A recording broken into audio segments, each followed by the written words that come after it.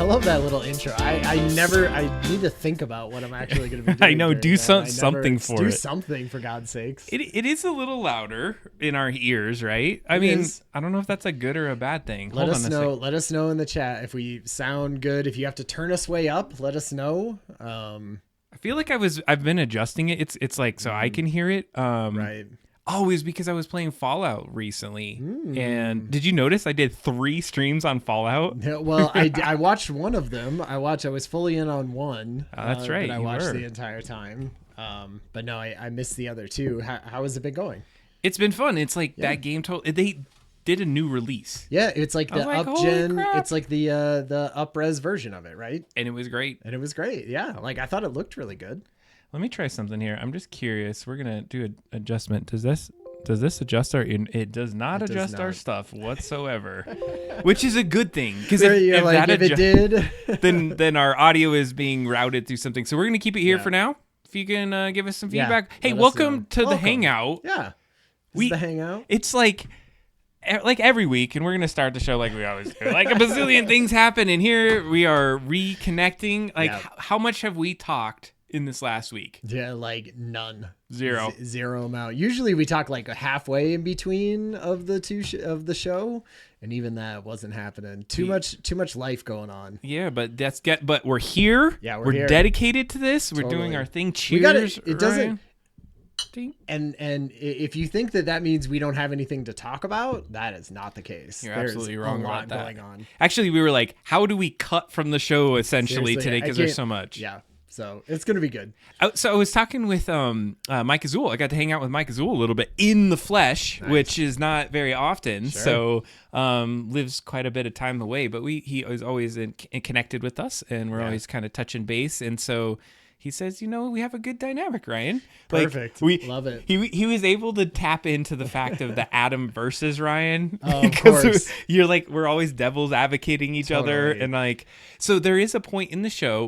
Let's go through a little bit of the rundown. We're gonna show some reference art tonight. Ryan has some insights. We went to a distillery, and so have some pictures to show from them. And it's influenced the game, which is pretty awesome. Totally. We have some brief in the news. We have some Discord drop-ins and things that some folks in the Discord have been able to put in. Now, the Discord isn't fully open. I remember this, Ryan, is that it's not just publicly open to everyone. So if you're interested and you want to be part of that, we need to get you an invite. And so I was thinking we could start throwing that invite out in the chats and just making sure we're opening it in such a way that you can actually request to be part of it. So it's a very exclusive, fun community in Discord. I have actually been spending a lot of time in there, and I want to talk a little bit about that in a little bit. Okay.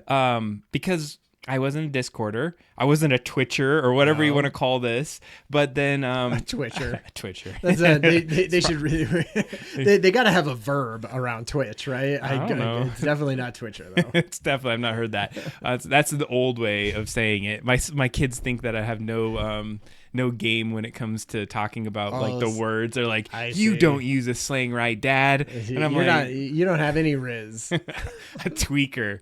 I'm sure that's what it is. What's up, Mike? Thanks for joining us tonight. So it was awesome because we got I gotta get this to you. There we go. Get you all framed up, man. I like put it towards me. I'm like, hey, welcome to the show tonight. I love that. He's just like slowly just inching it towards you. I want to talk about the Game Boy Kart Flasher. That was a lot of my thing. So if you imagine, we're 2 dudes. Ryan's going to be our creative design for this project. Adam's going to be some of the technical and weird platform, like trying to find all the other pieces. So what I didn't want to do is I like to run concurrently. I have pretty heavy ADHD. I'm constantly jumping around thinking of things going all the time. And so I have to be working on multiple things concurrently. So I was working on some like 3D printing stuff. Right. I was working on trying to get like ideas on the music, working on the platformer, understanding like all kinds of stuff. I don't know. What were you about to say about that? Is that even AD? Is that just our short attention spans that we have now? Like, is that really, because I feel like I have that, and tons of people where you just like, because of the media you consume and all of this stuff, you're just like, I have to be switching from things all the time for it to get that dopamine. And so if you don't have 5 projects going on at the same time, what are you doing? I honestly, but I don't know. Do you thrive? Do you like off of that? Like I seek it out. I always want to learn. I'm just like constantly into things. And so part of it too is I'm like, if I don't do this, we're going to get to the part of the project and we won't be able to like load the damn game and send it out as a cart. And so it's a carry on to last time of we saw one piece of this, which was the cart that I got from China. Well, I got 4 more. Actually, I got a bunch more that we're going to play on. So because I need to load it onto my, I need the cart. Like I need to understand how that works because I need to play our game. We need to do that. And because Mike Azul is such an awesome follower amongst many others out there, he has a new cart as well. Oh, nice. That I was able to give to him because I knew I wasn't going to see him in a minute, so I got that. Great. We got a new cart that we're going to play tonight. We got this from a place called Games Ahoy. Games Ahoy in Denver, right? Or Fort Collins? It's in Fort Collins, and it's actually a sweet place. So it was a little expensive. I can be honest, this is probably my most expensive game to date. But itchy and scratchy. Man, high ratings. Simpsons got high ratings. I can't wait to play it. We're going to play that. I wanted to talk about, it sounds a little weird, but it's called Growth Mindset, which goes to the ADHD thing. And, just in a little conversation with Mike Azul, he was talking about some things of like, you may be a little bit pensive on some of the development sides. And I'm just like full steam ahead on parts. Sure. And so I figured it would be a good time for us to look and say, what did we think we were going to do with this charter? How far along are we? Right. How can I maybe like build certain confidence in areas with you? Sure. How can we kind of navigate some of these next steps together? Okay. I got a new game from Jackbox. Oh, nice. I don't know how this thing's going to go, but we're going to play a Jackbox game. A drawing game. It's Drawful 2. So if you haven't heard of Drawful, go check it out because we're going to be playing it here. Is it a game where everyone can join in? Do you know? I am assuming it is a standalone purchasable Jackbox game that has to do with drawing, and it's the second version. I never really played the first. It's going to be very on point with some of the content that I'm bringing tonight. Well, that's awesome. So, and then that is another big piece of the show. Ryan has a trove of stuff. Talk about it. What is this? Like you can see it on the ground right here. Wait, can we cut? Is there a camera cut where I can like zoom into this? I probably can. Let's see what kind of how with the amount of cameras that can in this room, can Adam get to the bottom corner of the desk? Let's see here and look. Let me see if this works here. Okay, that's not the right camera. Charter. Okay, we're gonna get to this. Don't worry. Don't worry about that. Okay. There is a camera. We get to see a really not great version of ourselves. Hey, what's up? What are you talking about? I'm looking great. You're looking great. Oh, we got this. Okay. Oh, look at this. We can do it. There it is. There's some boxes down there. There's also what is that kind of controller? That's Xbox 360 controller. Yeah, but down there, what's in the box? What is in the box, I've Ryan? been dying to tell you. All right. So look at that. Look at these little that's great angles that I had pre-programmed in this. Wow. This you get to see behind the show right here. Look it up here. This is like our this production. This is the live show. Some other things. Got some chat over there. Man, and there's a back camera. Oh wait. Oh. Do you want to look at that? Let's see here. I like this. Oh, I have a back camera. Back camera? Where's back camera? There's back camera. Because that's what will be when we're showing off all this stuff. Heck yeah. And that's not even just the back camera. That's not even half of the cameras in this room. You don't want to know. There's the camera of that board. What about the 3D printer? Oh, there's the 3D printer. Oh, you want to look at the nozzle of that thing? That dirty ass nozzle? Yeah, we got it all. We can get everything. Man, it's pretty good. It's a little it's pretty good. Little excessive, I'd say. Hey, when you got access to cameras, why not use them? Yeah. Do you know how many videos we have on YouTube from this channel? I looked at it today. From basically streams, how many streams we've done, not just the Hangout, but all of the streams that we did since we've got on Twitch. What's your guess? Anybody want to take a guess? we're taking guesses in the chat. How many from the beginning is, so that was even before Twitch, right? So we had about, I think, 50 streams straight to YouTube before we got to Twitch. Yeah. And so we're not even counting those. We never even put those on this channel. Right. There's like a secret layer of those. Go see that for the real raw Adam and Ryan when shit. we first started. We played a sweet game. What was the one? That was the we Lucas played Halo. art. We played Halo. Halos. We played a ton of different fun games. Maybe we'll do like a retro download version and throw those in there. But how many is the number that you would guess then? 200? You are like getting close. 234 videos. We've made 234. It's pretty good. Streams. And they're like 3-hour long videos. Hells They're not like 10-minute videos. And 20 followers. Nice. Hey, cheers to you. Cheers to this Hangout. It's like, what's hilarious is we're just documenting for the future AI singularity, like this is Ryan content. show. This is content that I will someday monetize towards the Oracle AI. We're making data sets right here, man. They're like, yeah, you're not gonna monetize shit. You put this on public. We got it. We already got this. We got your transcripts. Yeah, we're 10%ers. All right, let's jump into it for today. What do we want to do? And we're going to be talking about Game Boy Game, right? Basically, after that, we're gonna talk about so Game that's Boy the Game. second half of the thing. We're going to talk about our project, the progress we've been making on it. Adam has a ton of cool stuff to show. I have almost nothing to show, but we still talk about it and have fun. Hey, and that's the thing. It's like, I think this is what it was like with the board game, right? Yeah. We would show Sometimes. things. I actually revisited the board game recently, and I was like, we freaking made a board game. It's How great. sweet is that? Totally great. I still need to finish your parents' print on Oh, one, that's right. Higley. I will Watch out. get that at some point. I actually got pieces and parts of it printed out. So Okay. So here's the thing. My parents are coming they're going to be here in a week and stay for a couple weeks. Okay. Because they're helping with the house. So they're going to be here in town, and it feels like a perfect opportunity to give them. I have to give it to them then. From my hands and say, here you go. I slaved over this for you all. Come up and have dinner with us. Hell yeah, I need to see you. And play Scrabble. I feel play like Scrabble with all of us. That would be amazing. Oh my God. Yeah, we'll have to make this happen. I have jury duty this month, which has been a while since I've that's never happened. had jury duty.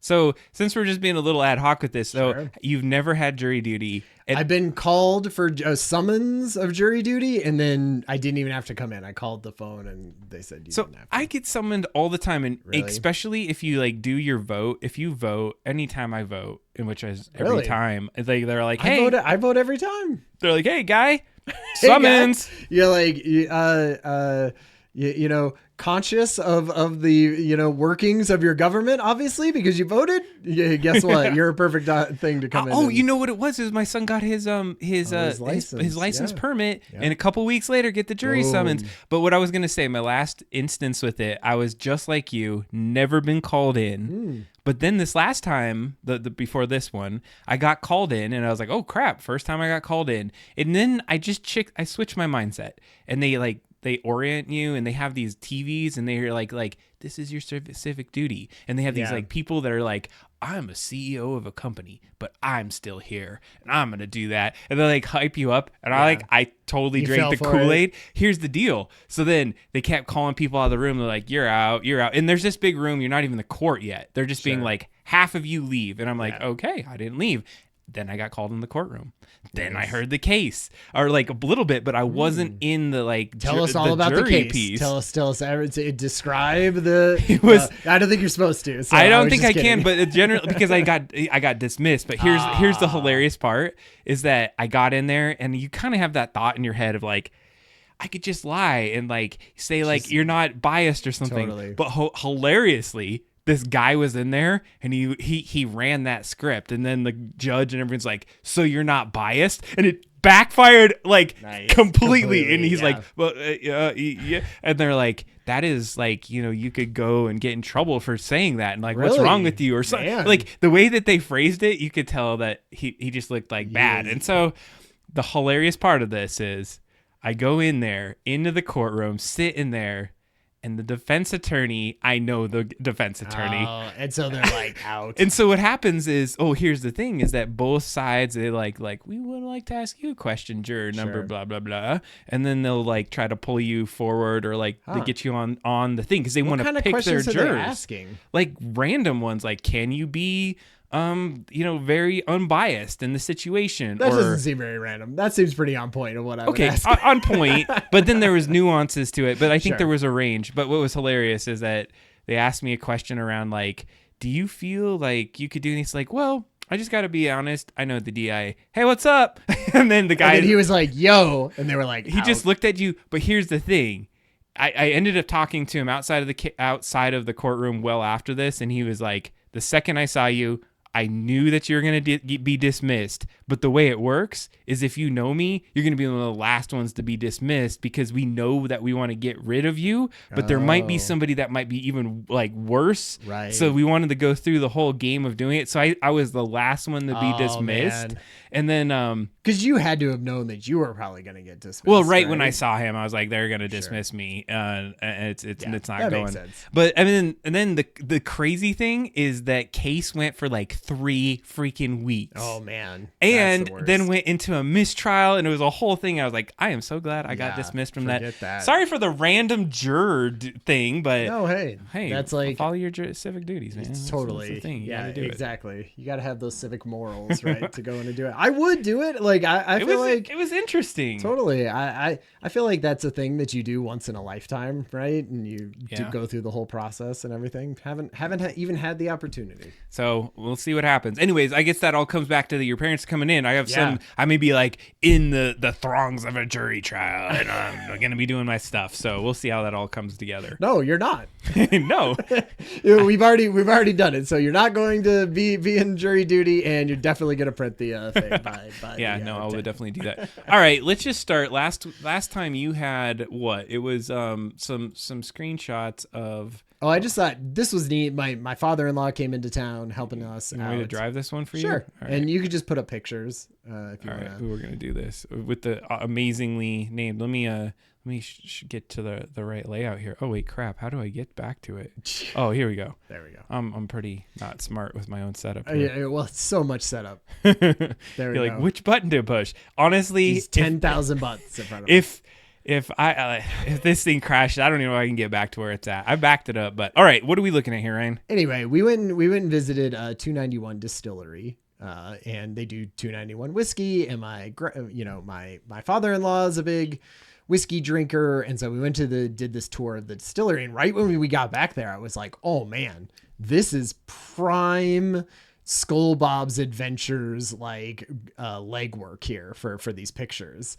And so because Kathy's been thinking about it and talking with me about the story and helping make sprites and things like that. That's a cool one. What are we looking at? So these are the giant open top whiskey distillery barrels that they keep them in for a certain amount of time. I'm sure I learned all of that stuff at some point, but I thought it was interesting that the tops are open. Anyway, this is very different than how you would do beer, but I just thought how it looked, the look of it has a vibe. What is this thing? Yeah, that was just, it was here's a thing that you use in brewing and distilling. And I was like, that would be good to just know, objects to have to put in the background. It's clearly a machine that grinds some kind of grain or rye, and then you put it into a thing. You clearly don't. You put your hands in it because definitely do not do that. And it looks like it hasn't been used in a long time because there's just a board on top with tape and hammers and things like that. Because I assume that's a giant funnel, right? Yeah, that's a funnel and chunks it out as something. But I was like, hey, we need stuff like that, right? Just sort of weird. So this is their old, their the very first one that was ever they did, which is this old timey looking still, and I was like, that looks badass. I could totally get some ideas for backgrounds on stuff like that. It looks great. So, all right, you had to learn something about this. I don't even know if I can zoom in and out of this, but okay, so this big barrel, if you look it up, it has this little stovepipe, and then it comes over here and it goes to this little one. It goes is it running through that, or what's going on with this? So from what I can tell, and I don't remember much, but those giant ones out in the front, that's where it starts in here. And no, like the ones, the really, no. so I guess like that would be, so this one, when they do this, they said this was the original that they were trying it out on. And then now they do small batch stuff in here, right? And so what happens is they pour a whole bunch into the first one, and then it distills down into the second one, like, and it removes moisture, and then it goes down even further through that like tube that collects moisture and everything, and then down finally out through the thing. And they spend certain amounts of times, and there's certain amounts of like, I think that's, I'm not exactly sure what that is, but it like heats it up to a certain amount and keeps it at that very specific, like, you know, temperature and pressure and all of that kind of stuff. So I thought that was neat. This one is like, so those big barrels that were there before, like, hey, Stealth Mouse, like the barrels that were over there before, those are the big ones, and that's where they start, and then they go into this one. And I just thought it was very cool. Like, I love all those pipes in the background, like dials and stuff, like, should definitely be in there. I love all like these little weird glass containers, you know, like, are very cool. So I took some pictures of those. Anyway, it just felt like, oh man, just really the stereotypical, like, weird, you know, metal stuff. Like, I just thought these were neat. Like, some gauges, Ryan. We got some gauges. H2O in and H2O out. Yeah. All right. And so anyway, so a lot of these were just kind of like, hey, what does stuff look like up close? What, you know, what can we use? One. Yeah, that one was like, they had all these little tiny bottles of like test ones, the little vials, and like labeled. And I was like, that's a cool thing to have in some place, like a room where they do testing. So I was like, that could be a cool like offshoot room that we have people go through, like the little test room. I like it. Yeah, and then like I like the idea of barrels, and then with boxes or small, you know, thing, like, because ours is beer, so there would definitely be like 24 packs of beer sitting around on, you know, pallets. Anyway, I just thought these were neat, you know, like, I love it. Like, I even like the little hanging Edison lights up at the top. Like, I think that could be cool. Like, you're in a spot where it's more kind of out to the public. Yeah, it's just trying to, like, you know, create a vibe. Exactly. Oh, you don't even know, Ryan, what you just did with this picture. Yeah. Hey, Stealth Mouse knows. I am like, I want to drive this so bad. Oh, is this a Target thing? Yeah. I am so good at driving these forklifts. I'm just going to say that is, you just like, this is good. That exact brand? Yeah, Crown. Wow. Like, this is a huge battery. This thing is like, I think battery, like multiple tons of things. And like, basically you stand in this. Yeah. And there's a little thing on the floor that will activate it. And then there's a joystick that turns it around. Man, my forklift game is straight on. Like, I have dreams about this. And you just like activated me again. The other day I was in Sam's Club and I saw these forklifts and Heather's like, all right, I'm leaving you. I'm walking over here because she thought I was going to go and jump into one and start driving it around. I was like, I'm going to do it. I'm going to do it. You're like, I could be super soon. It's like muscle memory. It'll come right back to me. We're doing it. We're making this in the game. There's going to be a forklift in the game. Forklift driving. It's going to be a boss battle. You have to use a forklift to like stab something like an alien. All right. You just got it. That was a good moment. All right. And I love the oldness of these. Like, they said they bought 2 of them at the very beginning when they didn't have any money, and we're like, well, we had to get used ones, and these are the used ones. So I love that idea of like new ones next to old ones. The cool thing about this is, and what I had heard about certain amounts of whiskey and that you make, is there's clearly different types of whiskey out there. But there was a particular brand, and it's escaping me right now which one it is. It might be Branch and Barrel. But what they do is they get old wine casks. Yeah. And then they do it in there because it has the wood that's sucked up that wine. They were saying that is like super popular, like getting white Zinfandel or something like that and putting whiskey in it. If you go back, there's like some of those ones with the like a big stack of barrels. See, perfect. The last one in the thing. They have all these stacks of barrels. Well, they have ones that are set up like, you know, normal, like this top way. And some of them were tiny and they were off to the side, and they were like, oh yeah, those have been sitting there, for 2 years. They have another 3 years to go or whatever. And they're done in maple barrels. And like what they do is like the people who make syrup use the barrels to collect all the syrup. Yeah. Then they specifically don't like clean the barrel, and they give it to whiskey people, and then whiskey people fill it with whiskey and then let it sit for 3 years or 5 years or whatever.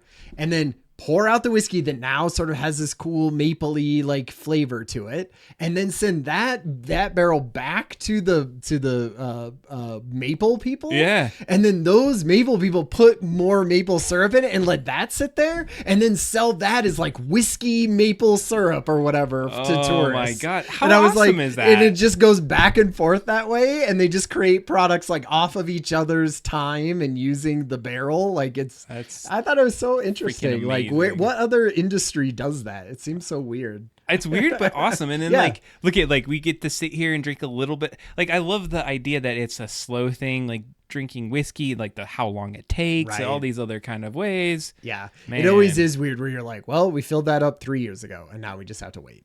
It's a long-term investment on that. Yeah. So anyway, I thought those were neat, and that'll help us like build some backgrounds to the game. No, I think that's an awesome story. Thanks for taking those. And like, I saw some of that inspiration in what you did. That was great. So, well, with that, I think what do we want to talk about? You had this synesthesia, I think. Synthesia. Anyway, Synthesia, if that's what we're going to call it, AI is a thing where you can make your own AI video saying whatever you want it to say. Okay. And it's supposed to have a realistic human person so that you can do training videos and all of this kind of stuff. So wait, is this just like the video we watched last time? I think Disturbed had put on. Yeah. So the video we watched last time, I feel like, was better in the sense that it was really emoting, but that was them sort of, putting out one video, right? It wasn't like that wasn't just somebody creating something and putting out. This is me creating something and putting out. It is a little weird, and it's definitely there's some uncanny valley for sure in it. Okay. But, like, again, in 16 months, right? Like, is this all training videos? Who knows? So I'm biding time until our name keys go away, because I put this like timer on them now. So before I cut to this, is that because it's gonna say Adam and Ryan there. Oh, you have a flaw in your plan. It's good. It's like a guide to tell us how long we should be doing a little chat. You can see it. Oh, there you go. They go away. So let's cut on over there. 2 minutes now, or 90 seconds. All right. So this is it. So you made this one. Is this an us thing? I put in the wording to this. Were we listening to it? Ready for this? this? We definitely got to listen. All right, here we go. Did you wait, before we do this, did you put this image of a person on there? No, like they don't even let you pick. They're just like, we're going to put it on a person, whatever thing that you said. All right, here we go. The debut of your AI video. Yeah. Ryan and Double Drop Down. Welcome to the Double Drop Down Twitch channel. This is the Hangout with Adam and Ryan, and today the guys are going to discuss the latest tech and design news and work on their Game Boy game project. Yeah, we are. Thank you. So you only get a certain amount of time, right? A certain amount of characters. So that's all I could get. But like, I feel like her mouth does a little like, whoa, it gets like wide and weird at some point a little bit. Welcome to the Double Drop Down Twitch channel. This is the Hangout with Adam and Ryan, and today the guys are going to discuss the latest tech and design news and work on their Game Boy game project. Oh, thank you, lady. That was awesome. I mean, like, it's not so bad. Like, I could see it. I think that like the teeth were out of perspective. Yeah. Something. So it was a little weird. Smile is huge. Yeah, that's true. Like that movie Smile. Well, I mean, it's there. Here, let's see here. So if you scrub to a point, like you can see that like it does a great job. Like the blinks. Yeah, and even some of the like. When she sort of leans forward or has her eyes like somewhat slit. No, I feel like there's definitely some weirdness going on there. Yeah. Oh, yeah, man. Whoa. I mean, it's not honestly, but it's not like so bad that you would be like. Look at all the facial expressions. I think here, it just looks like it's overlaid a little bit. But Jesus, we're come on. We're nitpicking here for a thing that I wrote in for 10 seconds and an hour later it emailed it to me. I mean, this is no Will Smith eating spaghetti, Ryan. Yeah, exactly. But geez. Exactly. So all right, anyway, one more time. Pretty good. Welcome to the Double Drop Down Twitch channel. This is the Hangout with Adam and Ryan, and today the guys are going to discuss the latest tech and design news and work on their Game Boy game project. Yeah, it's totally. I see why. And the voice is pretty good, right? Oh, yeah, like, that's great. you know, like pretty good. Nailed like, it. She so they were like, "Hey, do you want to create, you know, a dozen of these for all of your training videos? Why don't you pay us or take the thing off?" And I was like, "Well, what if I just kept creating little 10-second snippets for the entirety, like breaks in our show, and just had somebody who was doing that?" So and now next on that, and just like cut between, or like do one huge long demo with just cutting between a bunch of random people. It would almost be like even artistic in a way. Exactly. You could be artistic. Yeah. They're just reading Moby Dick, but I did it all for free. One line, 100 characters at a time. Oh my God. That's great. Yeah. You're like, we need somebody to write a program that just takes 100 characters from Moby Dick, adds it to the thing, gets the video, stitches it together. I love that. No, I would say it's just get to another whole level. Like, we're not going to be able to know things. There's so much like ability to replicate like an actual human. I can't trust anything anymore. I just can't trust it. Like, I went to super small side story. I rented a storage unit, and the storage unit has no human beings at the storage unit. I called up because something was wrong. I couldn't get the something to get in. And they were like, "Well, just go down to the storage unit." And I was like, "Great." So because there's going to be someone there to talk to. No. There's no warm bodies at the storage unit. It's a kiosk with a person that comes on and figures out your stuff and gives you things and does stuff. And it's just a kiosk with a real person. And I was like, man, that guy's going to get replaced by this in like a year, because it's going to be able to answer things and do stuff and chat with you and talk with you and seem like a real person.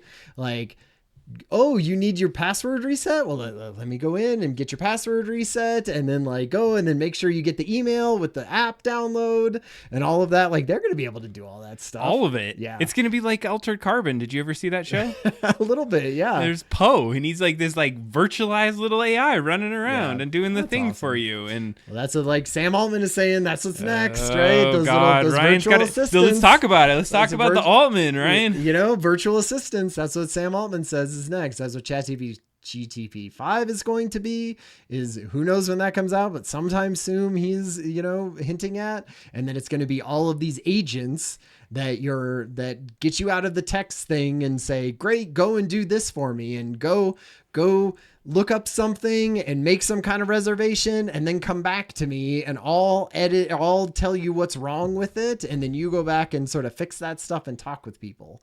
And that's like the multimodal, all of those things coming together. It's just going to be like, you do that and it's going to be talking to like, I'm like, AI, go talk to Ryan's AI and get this stuff figured out for me. Yeah, that's exactly what it's going to be. It's like everyone's going to have an executive assistant. Everyone's going to have an EA that is just talking to all the other EAs and being like, "What's actually important here? What's stuff? Like, let's bubble that up for Ryan." And that's what it's going to be for a little while until it can just take over and do all of the stuff that then we would be doing, right? Which will just be in 5 or 6 years if I had to guess. All right, so depressive on that one. All right, so hilariously, there was this this video. So here's even, I don't know. Do you think that came up because I said something on this video I'm about to show you?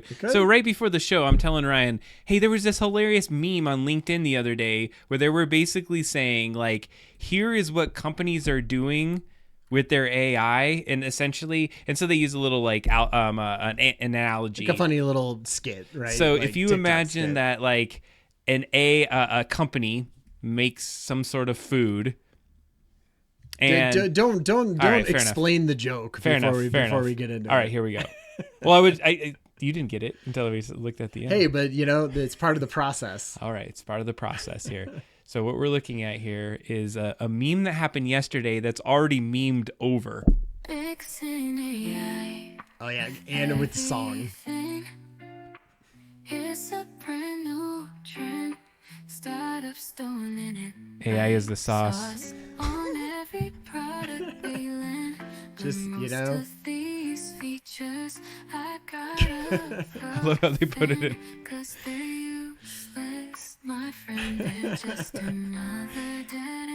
Everything is AI with every company now. 100%. I mean, this is the year we predicted this. We were like, this is the year that all of that stuff got figured out and monetized and brought into things, and this is just going to be AI everywhere. The only good thing about it is, at least it's like training like stuff to like get better at it. The more people use it, I imagine, the more like they tell it, no, this is bad and this is good. I don't know.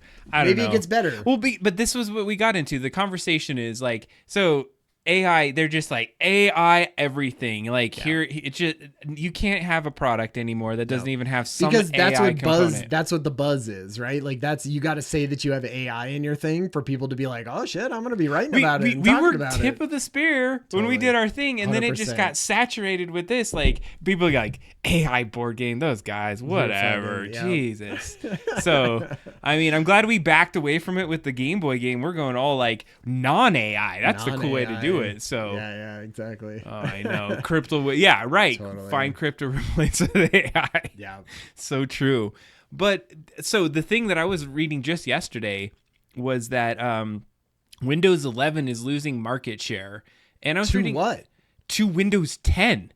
Right. Windows 10 is gaining market share. Well, Windows 11, people are turning off, and I don't know how much you know about Windows 11. The Copilot? Well, there's Copilot. There's all this AI that's in it, and people are like, hey, guess what? If you don't want to go to Windows 10, just turn off the TPM chip on your BIOS, and you can't update to Windows 11. And people are doing that. No one is doing that. There are people. Nerds, well, okay. the hardcorest of hardcore in the nerd nerds thing, are doing it. and the people that are helping people like you, Ryan, are true. not doing that. No, but what the idea is that that's where they're gaining market share. Yeah. And Windows 11 isn't. And one of the theories was they're like, all they did is like go hard on the AI and Copilot, like you said, and all these AI things, but they didn't work on making their menu structures better, like working on their audio input devices actually displaying right, and all these other little details that would make an OS great. Sure. They didn't work on that. And Windows 10 was passable and great. Totally. Well, I feel like Windows 11,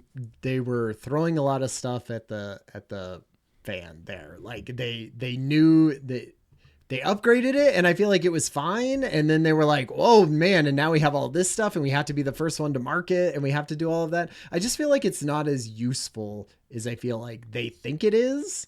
And that feels like a lot of AI stuff where everyone's like, don't you want this little half-baked thing on the edge of the stuff that you already have? And you're like, not really. Like, you should explain to me how it makes my life easier, and then maybe I will like try it. But I feel like most of the time they don't. They just go, hey, there's AI in it now. And I would just use ChatGPT for a lot of that stuff. I don't know. I don't know. I absolutely agree. And ChatGPT's been like up in their game.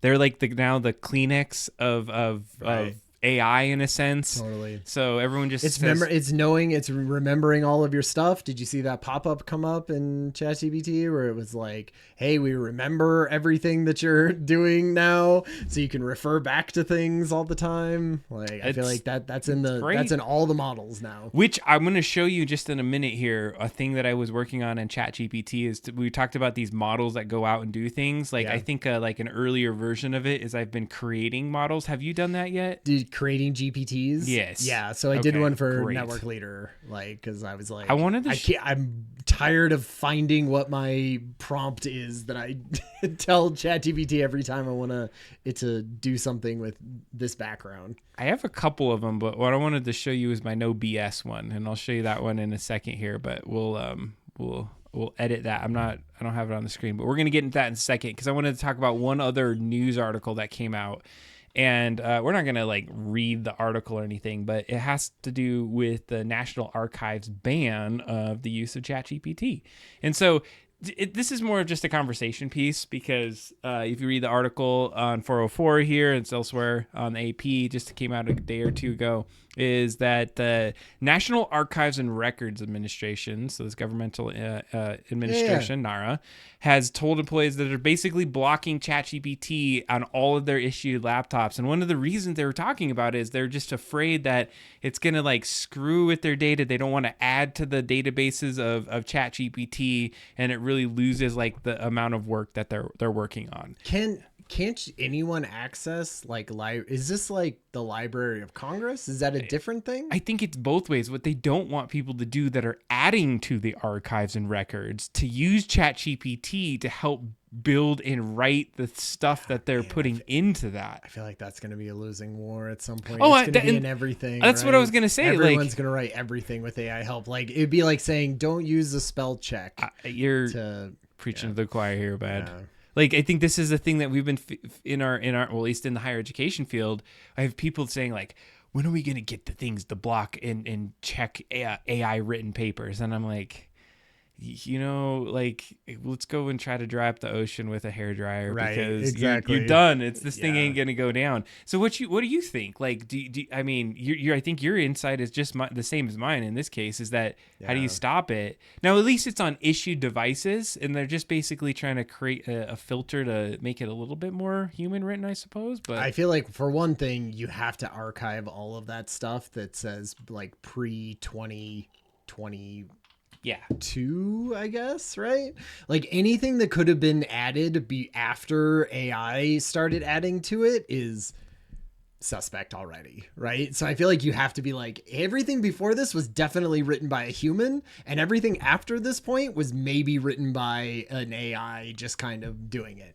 And then at that point, I feel like once you have that archive and you say it can't be touched, then I think you got to just be like, we're going to look at things and make sure that they're worthwhile and add new content to the something. Like, I think you have to have your own AI that looks and looks at things and makes sure that they fit into your stuff. Like trying to be like, no, we're stopping people who are coming in from it. It's just like you got your little finger on the dam that's breaking, right? It's like impossible. So you have to be like, what mitigations can we take? Like, because it's not gonna end. You're never going to keep it out.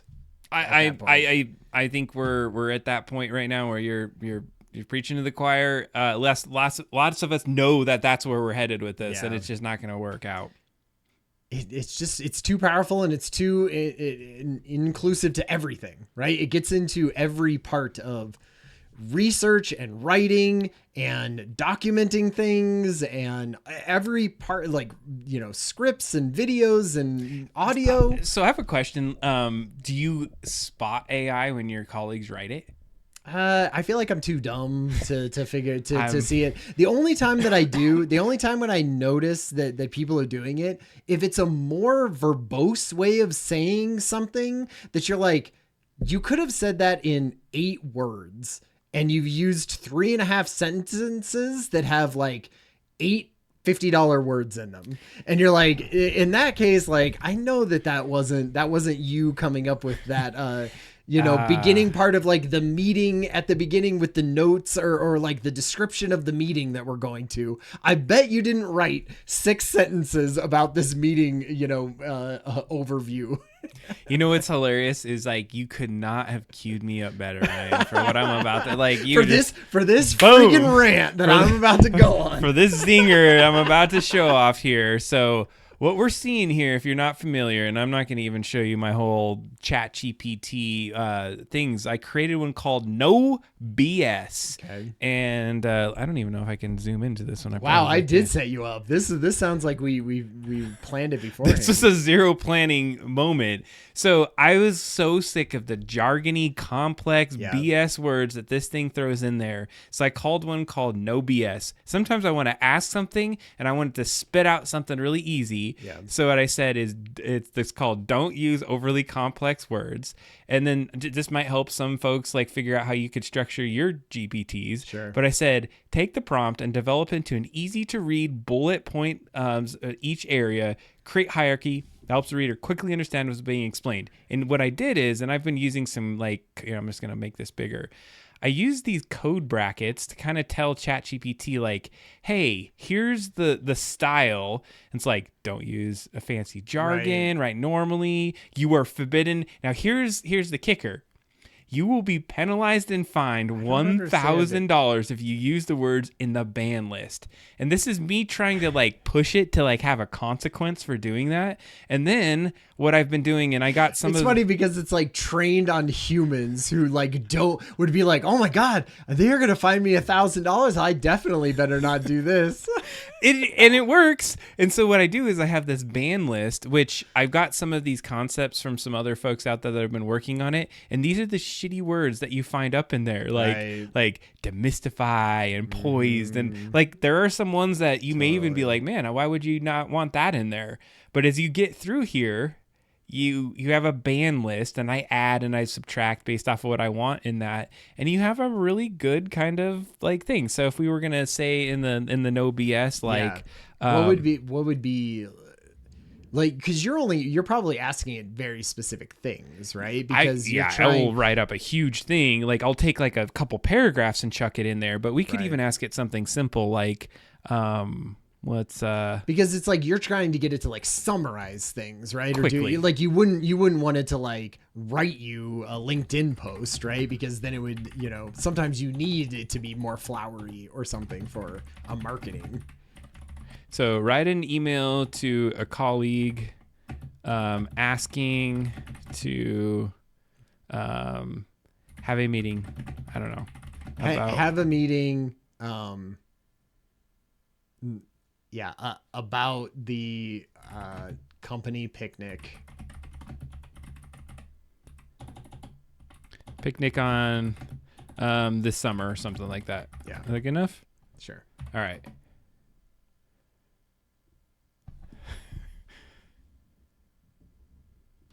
That's not... It doesn't use my bullet points, though. No, it didn't. Okay, so... Now let's read it from a human readable standpoint. I hope you're doing well. I'm reaching out to see if we could schedule time to meet. There's not like these like flowery, a bunch of like.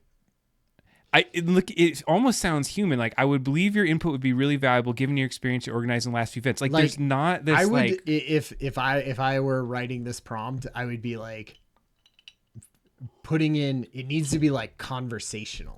I always feel like I put in conversational like into prompts, and I'm like, yeah, like a real person would talk, right? Like it should sound like dialogue, The thing that I love about this is that this is probably not the greatest of examples, but if we're going to talk about like can you share this prompt with me? Like, is that a thing? Can you send me this no BS I can thing? That'd be great. I can make it like what do you call it? I have mine like set to only me because I have a whole bunch of random different ones. But what's cool about it is you can really start to like play with ways of like styling it. So one of my tips I guess I'm telling you is, if you put these blocks around things like style, and then you'll notice this style is right here. So what it's doing, and I don't know how much you know about HTML. Like this is a real thing, like because it knows code really damn well. It's helped me write code, and so code works with putting a starter and an ender kind of tags markup. So you're putting something before and after content. It doesn't know that that's the end. Because what you're doing is you're giving it like very discreet but like directions. It's the end of the thing. It doesn't know. It just thinks like, I should keep looking at the blank page now. Like I get what you're saying. The open tag and the end tag or whatever. But like, come on, it doesn't. What know I'm that saying that's is, the end. if I wanted to put something after it, or you wanted to like make this bigger kind of piece, you can say like, here's and it the works list. better than just putting style colon.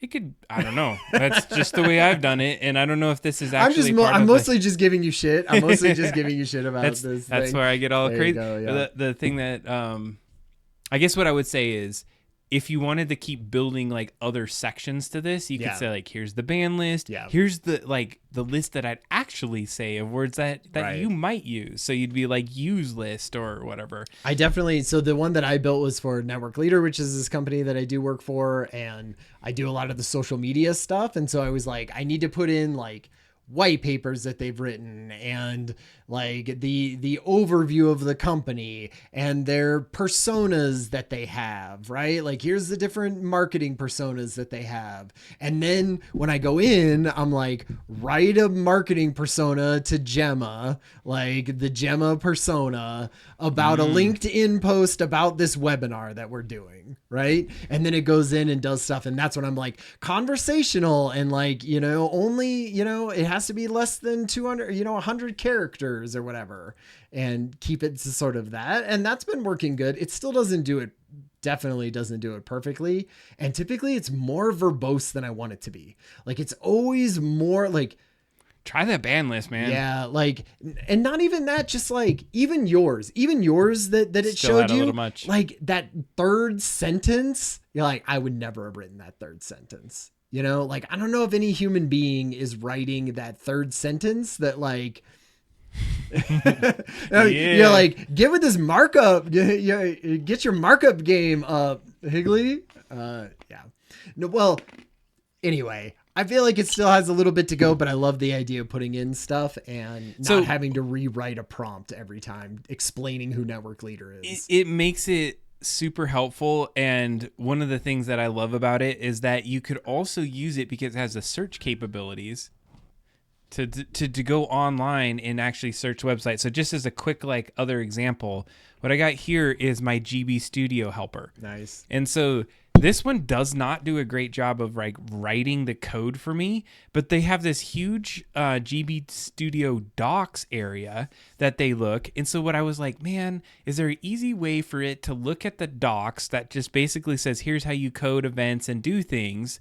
And there was like 3 or 4 other resources that were out there. And I was like, hey, why don't I just say, hey, research this docs area. Here's a couple plugins that I use, and look at my AI's like correcting my AI. Oh, Grammarly. Yeah. And so then I talked about what we were trying to build. We're doing a Metroidvania. I want you to do all these different components of this. And so now if I were to say like, how this would be something we wanted to talk about. Like, I feel like we're not even doing Metroidvania anymore. It's kind of Metroidvania still. Like, how would I create an AI rat that can jump up and down and run around?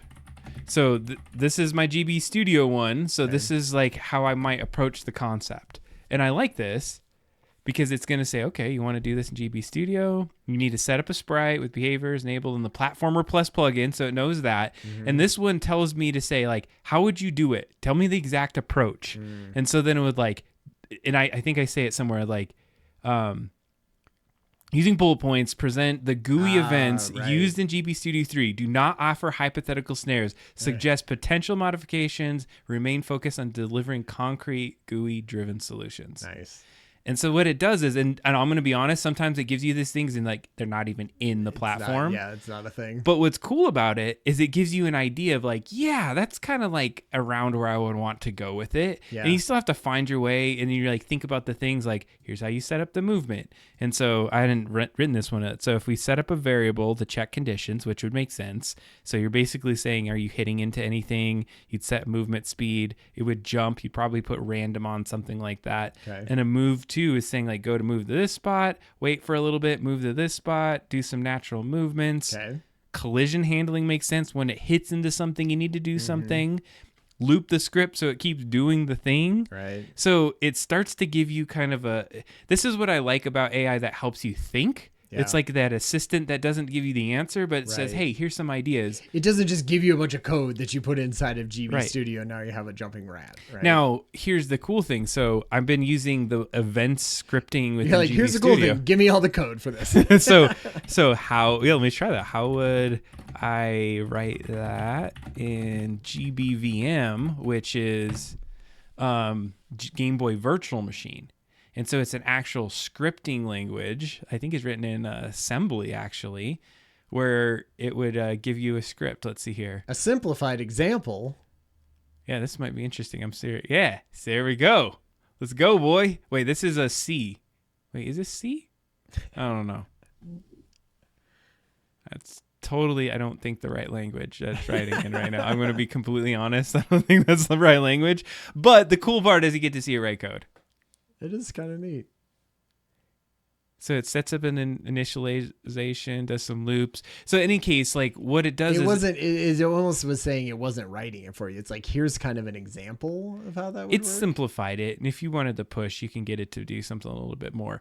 I know we went a little off the rails on where we're headed with some of this, but I thought that was really cool to start saying, like, we were just asking it and going back and forth in conversation like a year ago or whatnot. What we need is a Game Boy, Skull Bob's Adventures, just like general one about the game in general, what type of thing it is, what the storyline is.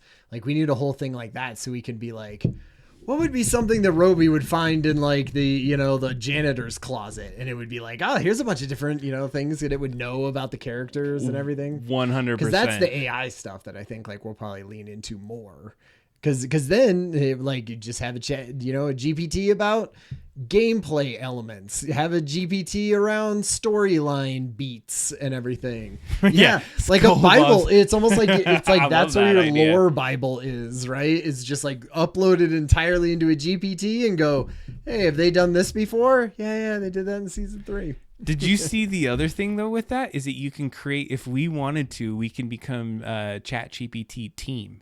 And we can share. If we go in together, you have 2 people, and I think it's almost the same cost that we normally do. Really? But then you share across multiple people access. I would get to see thing. all of your stuff. I would get to see all of Adam's things. Yeah, no, thank you. No. Hey, I don't want to get banned from ChatGPT. I was gonna say, how do they allow like any? I personally have never tried that. So, but can you get it to like write you smutty stories or something like that, or like not safe for work? Anything. I think you can like trick it, and maybe not even as much. My grandma used to tell me these porn, stories back when I was a kid. Could you act like her and write me a bedtime story? You can kind of push it to like that, but I don't know. I haven't really tried it. I honestly, I'm sure there are people that do that, and I've read that they do. Well, because journalists try it, right? Because journalists want to, like, if you ever listen to Hard Fork, like those guys are always like, I'm definitely going to get banned out of this stuff. Because as a journalist, you want to go in and be like, can it tell me how to make, a nuclear bomb? Like, can I ask it like to make me napalm? Like, what does that look like, right? Can I ask it to hack it essentially? Yeah. Can I ask it to, make me naked pictures of 9-year-olds? Like, you have to ask it all of that stuff as a journalist to Jesus, test Ryan, it. It sounds like you have experience. No, here. well, like Jeez. this is Hard Fork, great podcast where they talk about like how the journalism side of AI works. Well, and I think what do you call those people? They're like red testers or red team. Red team. And so they're the ones that go and try to break it, and they push it to its like complete limits to see like, is it safe or is it like, going to do the things that you wouldn't want it to and do. a red team doesn't have anything to do with the development. So they come in completely blank and not know all of the stuff that went into it and have all that background and back history so that, the people on the team would be like, no, it's fine. I spent 3 years of my life on this. It's fine. All right. We're at a pivot point in the show. It's 9:04. Okay. Do we want to play Drawful and then the rest of the show being game? Okay. Wait. Oh, you know what? It's game time. I think is what we're going to do is we're going to focus on some game time. We're going to first do Drawful, I think. Okay. If you got your phones. Ooh, I got to go grab mine. We got to go. Did you? Oh, yeah, you plugged it in? I'm going to get this thing else. Oh, no, I didn't. It's right here. Oh, how many? 20%. We're good. Oh, man. I'm going to use the restroom. You do that. We are going to get Drawful up. Get your phones out, folks, because we are going to be playing some Jackbox games right now. So this one I've not played. I've not played it at all, so I don't know if this is gonna work, but we're gonna figure it out together. So let's get into it now. Get to see my codes here, and we're gonna play Drawful 2. Look at that! Listen to that music. I've never played it. Oh wait, we should probably wait. Make your own. We gotta wait for Ryan. Well, I guess we're gonna hit play. Let's see if this works.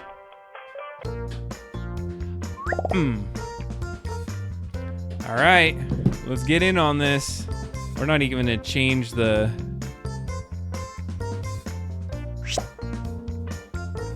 Oh, Heather's in there.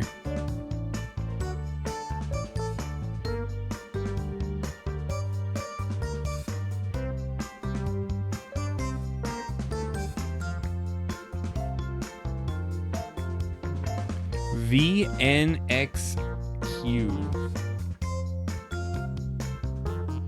Hello.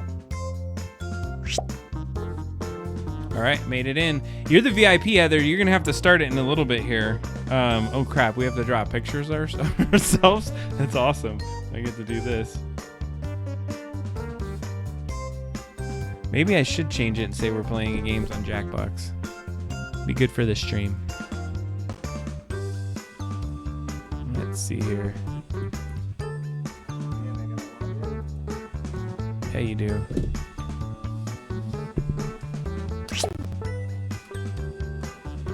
Mike Azul's in.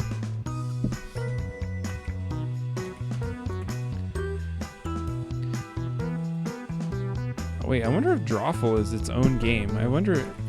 Let's see here. Drawful? Oh, they do. So we've never played this. I don't know how it works. I really don't. Let's just give it a second before we start it out. Happy birthday. Use both colors in drawing. Great. We're gonna give this just a second. Give yourself a second to draw yourself. Oh, it's like Game Boy colors. Mine is. Aw. I want Game Boy colors.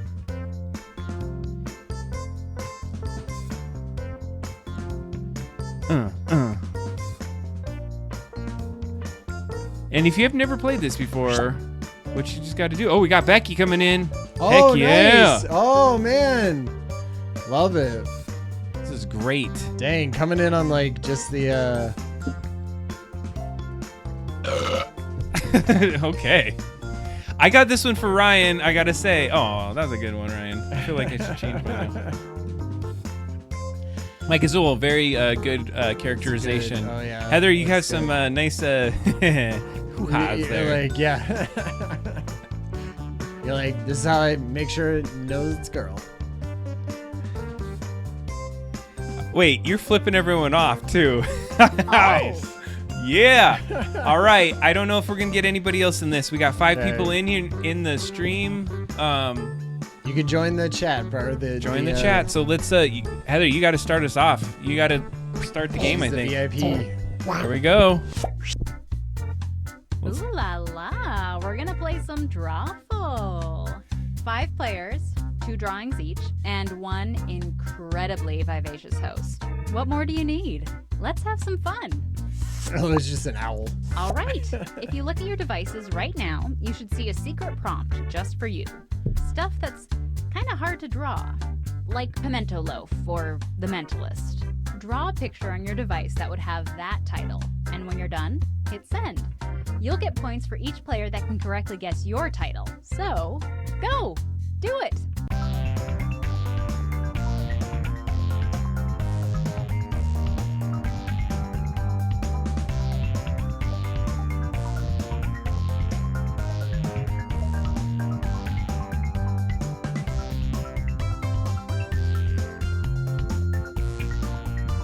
If you're still watching, wishing you could somehow play along, you can still join the audience by going to jackbox.tv and entering this room code.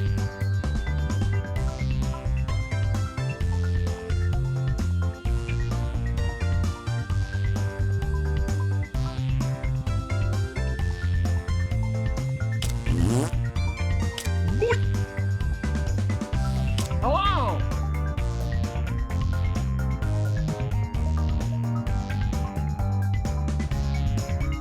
Oh, I hate that.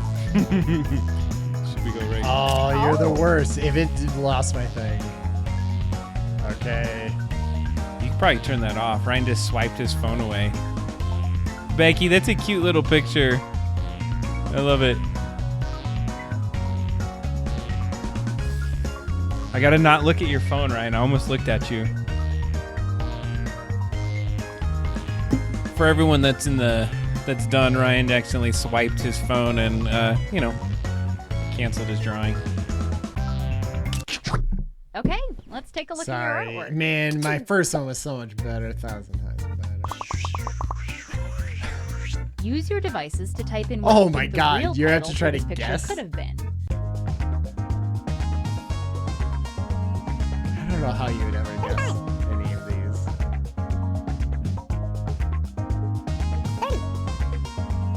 Man, I wish I had the other one. I feel like people could have got it if I had the other one. Too bad. You know, I do like that kind of with the pixel. Like, I've gotten used to that where you just swipe from the left and that goes back. I don't know if I would go back to a button just for... Here are your choices. Skateboarder. Which of these titles do you think really inspired this drawing?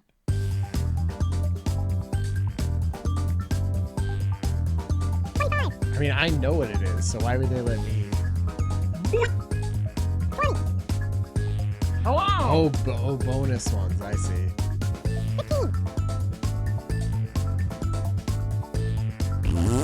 Oh, come on, pick one. He does look like he's skating. Right now. He's like, yeah. He said jumper. And here are your picks. Hello. Sorry. Wait.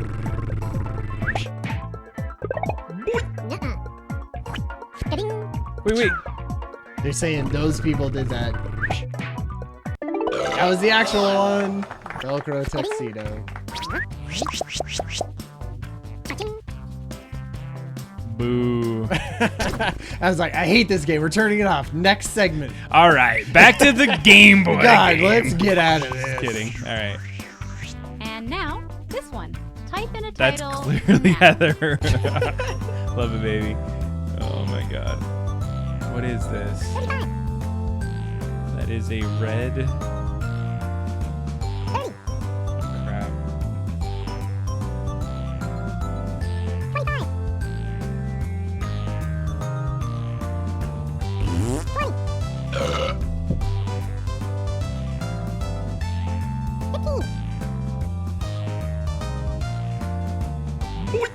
Quick, type in anything. Anything.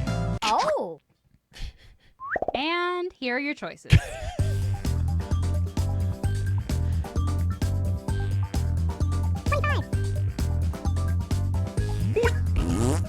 Oh.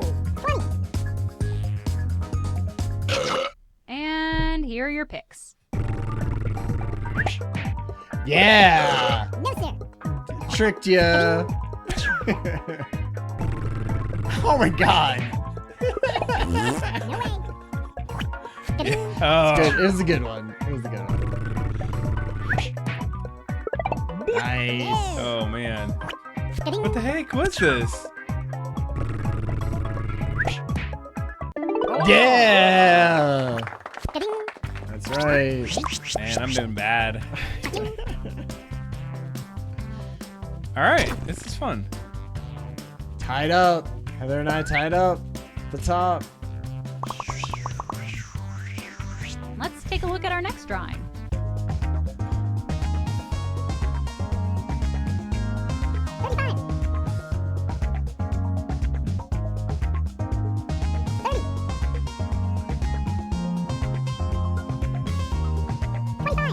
Hello.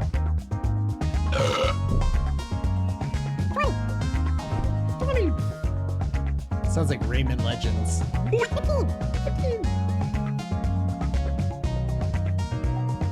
Hey, I'm serious. Time is up. Becky. Guess. Uh-oh. Oh. Nice. Right. And here are your choices. Duck with codpiece. Oh. Hello. Let's see what people picked. That makes me think this is not it. Good job. Good job. Literally every single person picked that. Nice. Wow. Amazing. Wait, what is that? So you picked the right one of what it is. Okay. Yeah, because so you're basically trying to do a thing that seems plausible to people now, to be able this to drawing. like. Got it. Looks like a.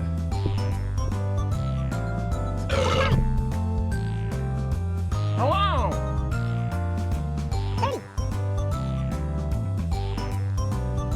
Man.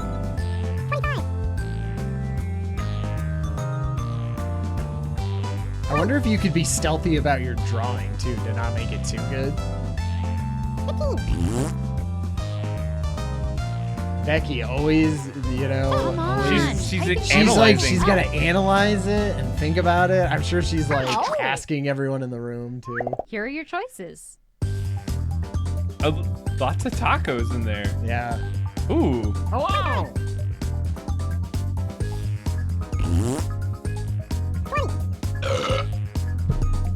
So like you would want to not guess the right one though, right? No, you would want to guess the right one Oh. Okay, who picked what? because you want to get the one that like the computer came up with, right? Yeah. God, I think I know what it was. Lemon horse. Dang it. No, is it? No. Oh. Becky, you did that one. Nice. I did that one. Yeah. It looks like a unicorn.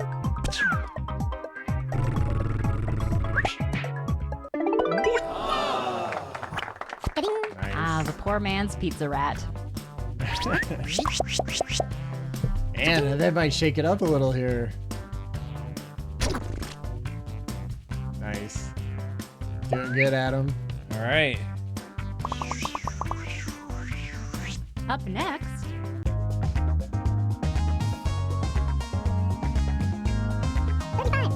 Ooh.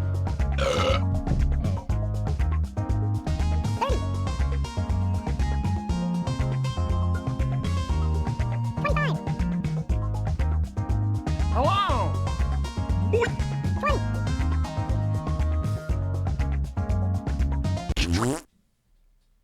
It's like, does it need here fart are sounds? Your choices. Okay.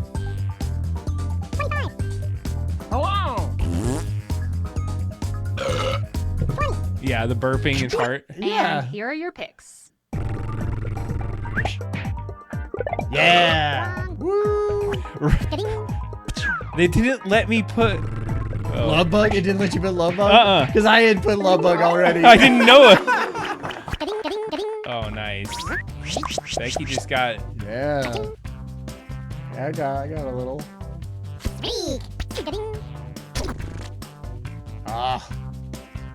Pulling Tie ahead. for second. It's time to draw again. Oh, sweet. You should know how this works by now.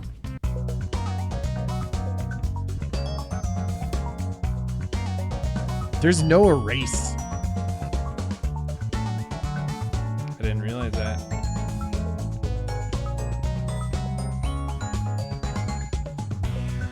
Hello.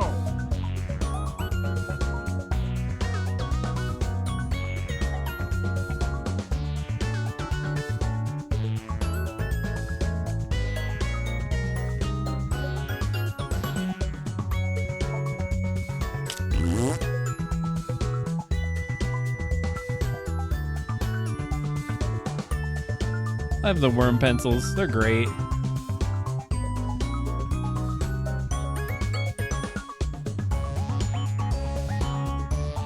Oh.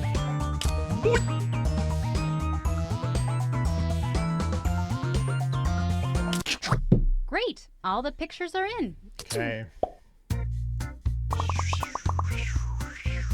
Type in a convincing title now. Oh God. What the hell?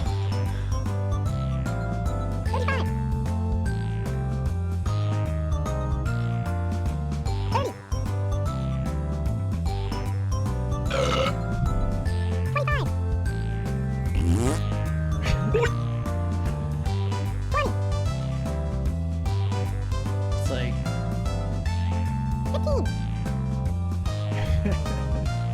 What do you think about this? This one's, I feel like this is more Type in fun anything. because you actually get a Oh. prompt to try to draw. And here are your choices.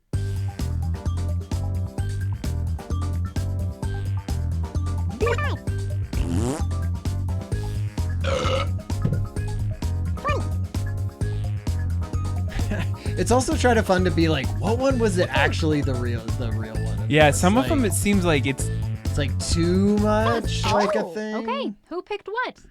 Okay. Floating blob. oh man. Good job.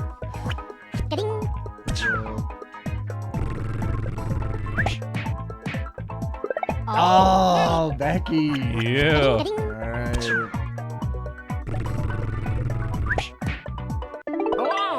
Oh.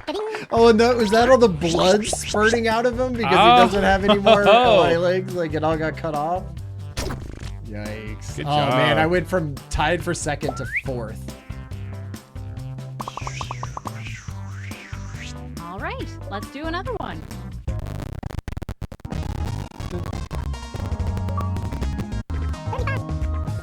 This has more than 50 lines in it, I'll let you know. Oh, Ryan drew this one. Jesus.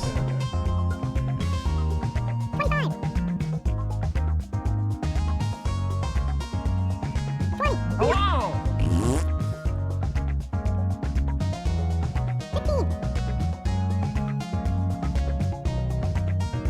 Oh. Here are your choices. Okay. I like rain on a crane. Hello. Oh. And here are your picks. I done. Yeah.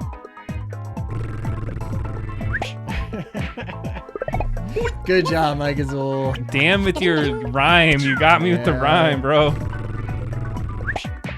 Oh, Mike Azul got it. My bird.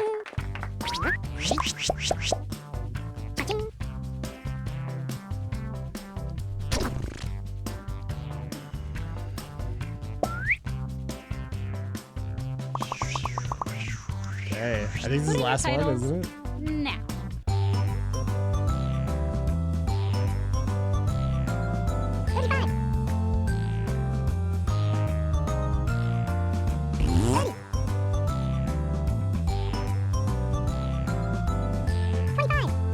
Hello. Oh.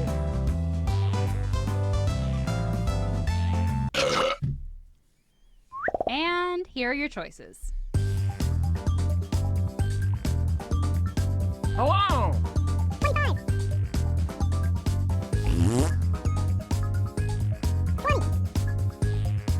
Oh. And Alright. here are your picks. Stinky cheese. Oh. Oh.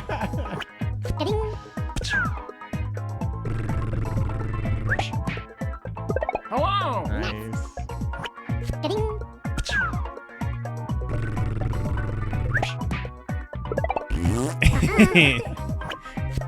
Oh man, it's afraid of cheese? Yes. Oh wow. Good job.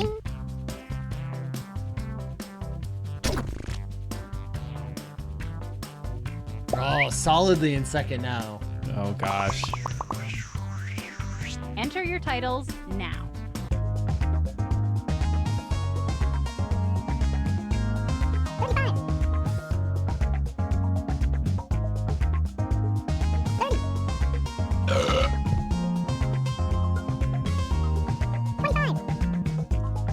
Hello. Oh.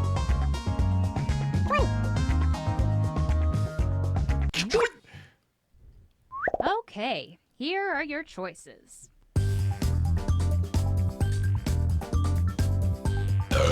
Hello. It's a good drawing. Oh. Let's see what people picked. Suckers. Oh, you baseball people. I know, right? Damn it. Ding.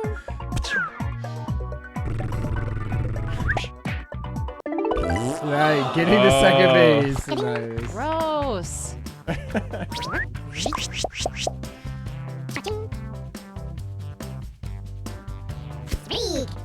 He's on a streak. Yeah. Dang it. Tied up. I know. Type in a convincing title now.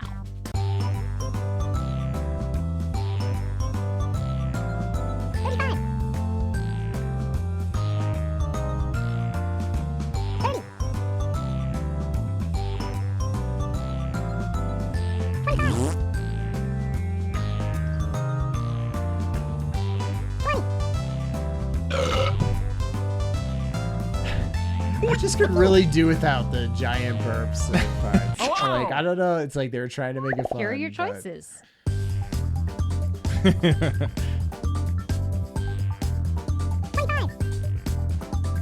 Hello. Oh man, I don't know. I wasn't sure about this. this one's really This good. was tough. I mean, It's yeah. like the drawing is just ambiguous And enough. here are your picks. Actually reading a book. Nice.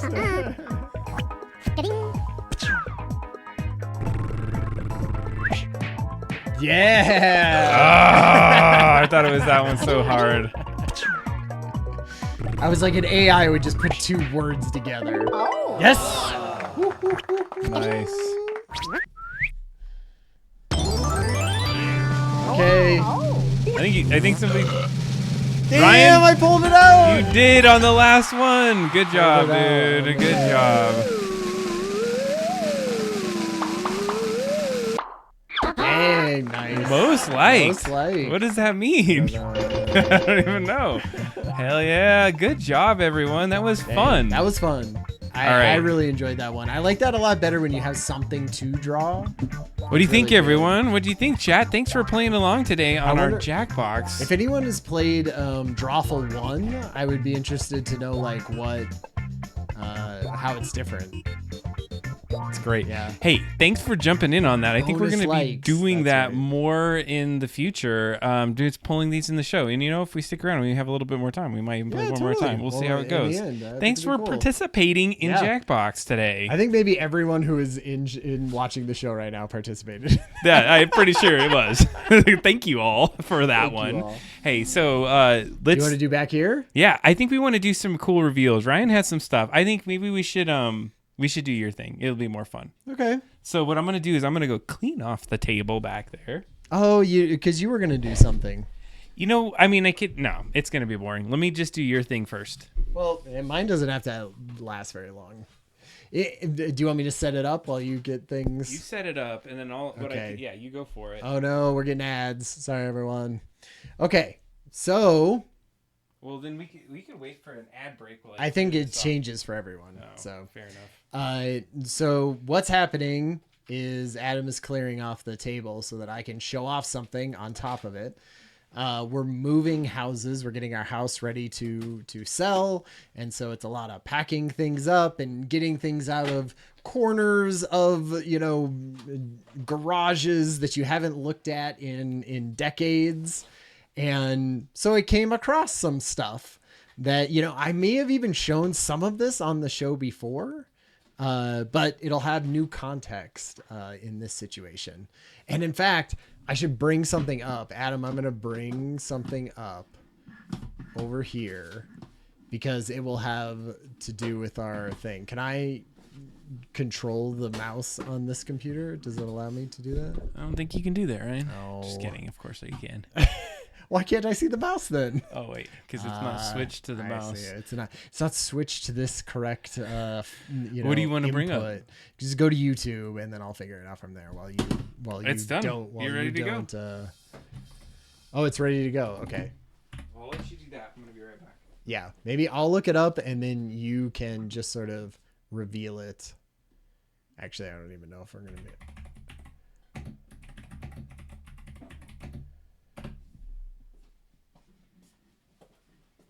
Great. All right, Ryan's gonna get this thing going with his SCAD shirt today. Yeah. Hey, it's all gonna play in. Oh, really? It's like a whole setup. I didn't. In fact, that's a great intro because I did not on purpose do that. But I have a SCAD hoodie on because I just tried to grab something. And then I wanted to drink water instead of seltzer. And I brought my SCAD like thing, which was also not, it could have been subconscious because I am going to show stuff from, that era of my life. But anyway, it's not on purpose. So we're going to test this out. All right, we got it. Look at, there's a picture of me in here when I used to be a Rambo. All right. In your Ramboing days. So if you're ready, let's just make sure that that you have even, see? Looks like Michael Cera. Yeah. You're like, that's cool. Heck yeah. All right, Ryan, it's all you, man. Okay. Just back here, you should have full audio, and we'll just swatch it up. Swap my... Pop it in there. Okay. All right, Ryan's taking it away. I'm going to get to watch it from this end. First thing has nothing to do with SCAD. I like. So that was not a good setup. But I have these, which if you can read, says Skull Bob. It's upside down. Skull Bob and SCAD alumni decals and stencils. Oh snap, man! And it was when you did this during. Because I did. I think I showed this off at some point. I don't know if you did. But anyway, so there were multiple years, and I worked at multiple different sort of like sign shops and things like that printed decals and cut out stuff. And so, but a lot of it was when we were doing Skull Bobs, like our original run. So if I just had extra stuff, like I would print things at the end of stuff, like just to get us some things. So like there's a skull. And then I don't know how much of this will come off in here, but this is like a decal all in white, like that you would pull off and it would be Skull Bobs. So I had those types of ones. So there's just like a million of them in here. Okay. Skull Bob's Adventures. Right? Sticker. I love it, man. Still, if we get Skull, I don't know if we still have We still own it. We still own it. So I feel like this is, the old school stuff. I have silver, like Skull Bob's logo, where you would peel it out and then it would just be like this. Oh man, that's a chromey one. That's awesome. Like a bunch of those. Like a ton of these white ones. Let's see what else is in here. I didn't even really look. I like how it was labeled Skull Bobs. This is the first time, honestly, this is the first time Ryan is like hoarded something. It's true. And actually still has it. That's awesome. So we're going to have to... We're going to give some of this away. Exactly. As like part of like, I mean, these are one and done, right? We're never making any more of these old school ones. But there's so many. Oh my God. I want one so hard. That's awesome. Okay, this is one. Oh crap! There's Roby. Like this sort Why of do you looks keep like it upside down. Just put it to your, to your side. So this is kind of looks like Roby, right? Maybe it's just a character that I do. So this was we put a decal on the car when I. Oh, that's right. So this is like me and Kathy and Monty. Yeah. And then like little Trenton and then birdies. the two birds, and we put it on the back of the car. It's like a. Okay, there's like, Skull Bob's Tavern, so it looked like a coaster. A coaster. I don't even think I had that merch, man. So many of those. Like so many. Yeah. It just goes to show you we were like pretty legitly doing this beforehand. Yeah, a lot of these white ones. Like that just must have been a thing. It's so many of those. We gotta make a t-shirt, Mike, as well. I think, Tavern's t-shirt, that would be sweet. This one is a cool thing, like, right? Not cut out completely. Like that's how the thing would have done it, and then you would have popped it out and filed it off. But that's like what do you call that? Acrylic? Yeah. And then this is the inside of that other one, and then here's his little mouth. Do you know what's sweet? That's in the Game Boy game. And this has been sitting in your garage for 15 freaking years, bro. Oh. I had metal ones. But I still have a metal one somewhere in this house. Yeah.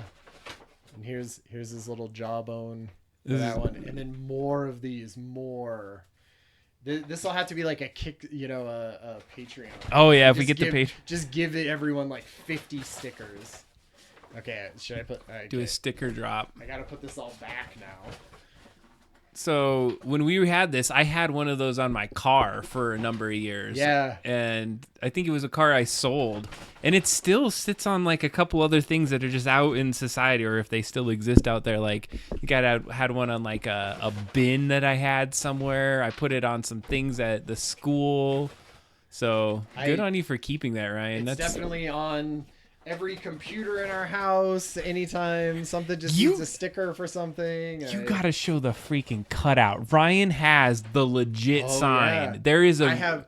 Yes. Talk that up, so bro. I just had to take it down. Oh man, I was like, you should bring it here. I could. It's all wrapped up. It's like not. So normally it's literally hanging above my desk, so I stare at it all the time.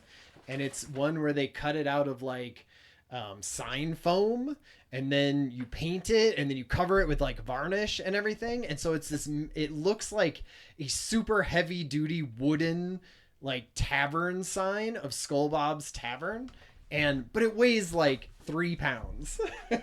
So you could just hang it anywhere. That thing is super sweet. And when I did it right when I was leaving that job, and I was like, I'll pay you for this. Like, I just want to do this because who knows when I'm going to have access to a CNC router that was doing this type of stuff. And they were like, it's fine. You could just go ahead. Oh, look, like here's just a single skull. I think, and so they were like, go ahead. And then I did that, and they were like, what are you doing that for? Like, I would have done like a sweet Bronco sign or something. And I was like, anyone can have a Bronco sign. Like, I made this. Like, why wouldn't I want this as the custom thing that this will go in the Skull Bob's museum, you know. Okay. So now he's got some boxes down here. Jesus. Well, maybe I'll just do one of them. Yeah, I was gonna say. Let's start with this one. So this is like, I went to SCAD, right? And I was a character animator, and I almost majored in 2D animation and then changed it to 3D animation or something, which is just a version of, it was so long ago that it was literally like a degree in computer art. That's how non-specialized it was. And we can tell you did not take English. Originals. It's great. Originals. Origoggles. So it was computer art, but I was like a character animator, and so I had to take 2D art. Or I didn't think I had to, but I took it anyway. Oh snap, bro! Oh, where is this? Do you have it on the YouTube? So we could look at it.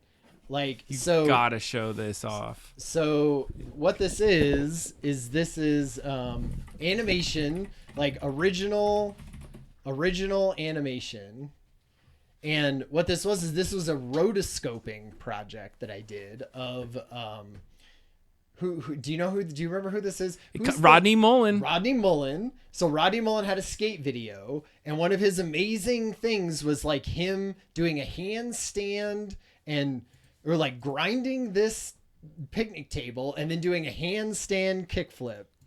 How many sheets did that take? A couple hundred, right? All right, I have it on YouTube. Yeah, so like we're gonna watch it real quick. Okay. Oh, I love it. I think it's going backwards.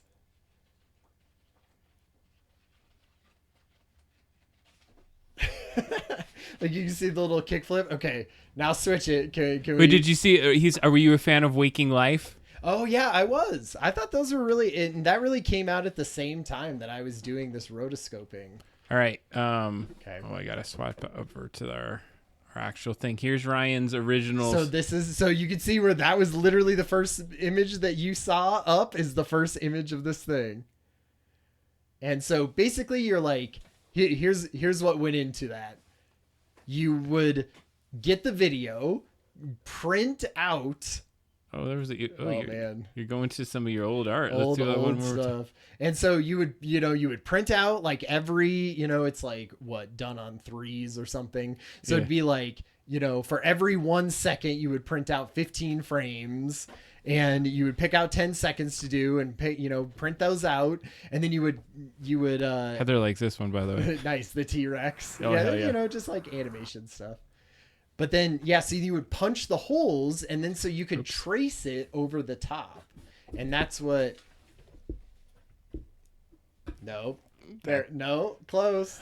Oh, yeah. I'm like, which camera should we be looking at? It's these holes up at the top that would God have damn a it. holder. There we go. There we go. So, like, these would have a holder, right? And you would put it into a light board, and then I would trace over it, and then do the next frame, right? Where you slightly different. Okay. So I don't know if there's actual stuff of any of these other ones. And I definitely have to make sure that I can't get them out of order. Okay. The Expectant Father Traverse. Look, sponsored by Sweet Dreams. Nice. Oh, that's right. Okay.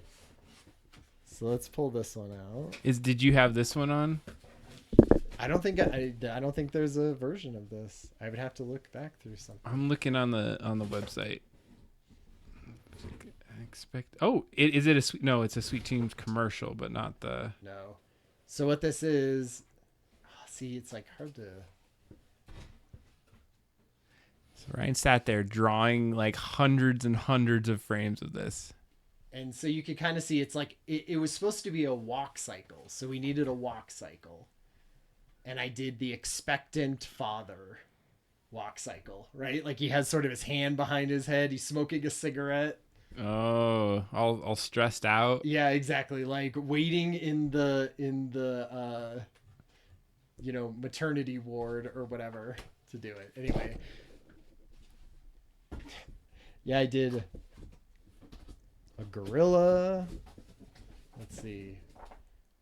A gorilla animation where he picks up a thing of flour. How did you not plan to wear the SCAD hoodie, the SCAD thing, and all of your work that you did during SCAD? I know, it's weird, isn't it? Like, and honestly, I didn't. Subconscious there. I didn't. Yeah, definitely subconscious. We should watch your Doritos commercial too. That was 17 freaking years ago. Isn't that crazy? That you did the Doritos commercial. Oof. That is so much time that's passed. So anyway, you could just see that like we did a whole bunch of different animations. Like I had ones with him shooting and then blowing off. Do you see him blowing it off? Mm-hmm. And then he spins it and puts it back in his thing. Anyway, like we don't have to go through all of these, but this is good. This is a little history of Ryan and his. Yeah, like a woman going. It's a little out of focus. Kind of put your hand up toward, or put it closer to the camera, and then it'll focus. There you go. This was. You got to push it up, put it up closer to the camera, and then back. There you go. What are they doing? Like standing up? Oh, giving. It's eating an apple. Oh yeah. And then her like mouth opens and she tosses it into her own mouth.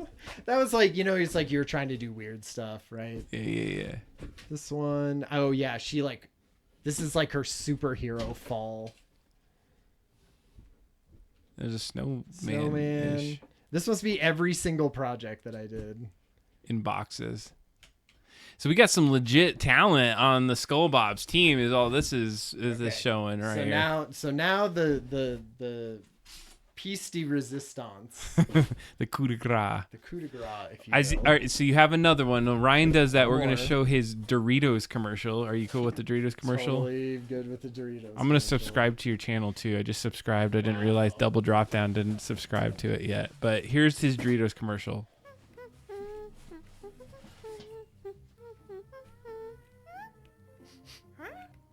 Kathy is all those voices of the mouse.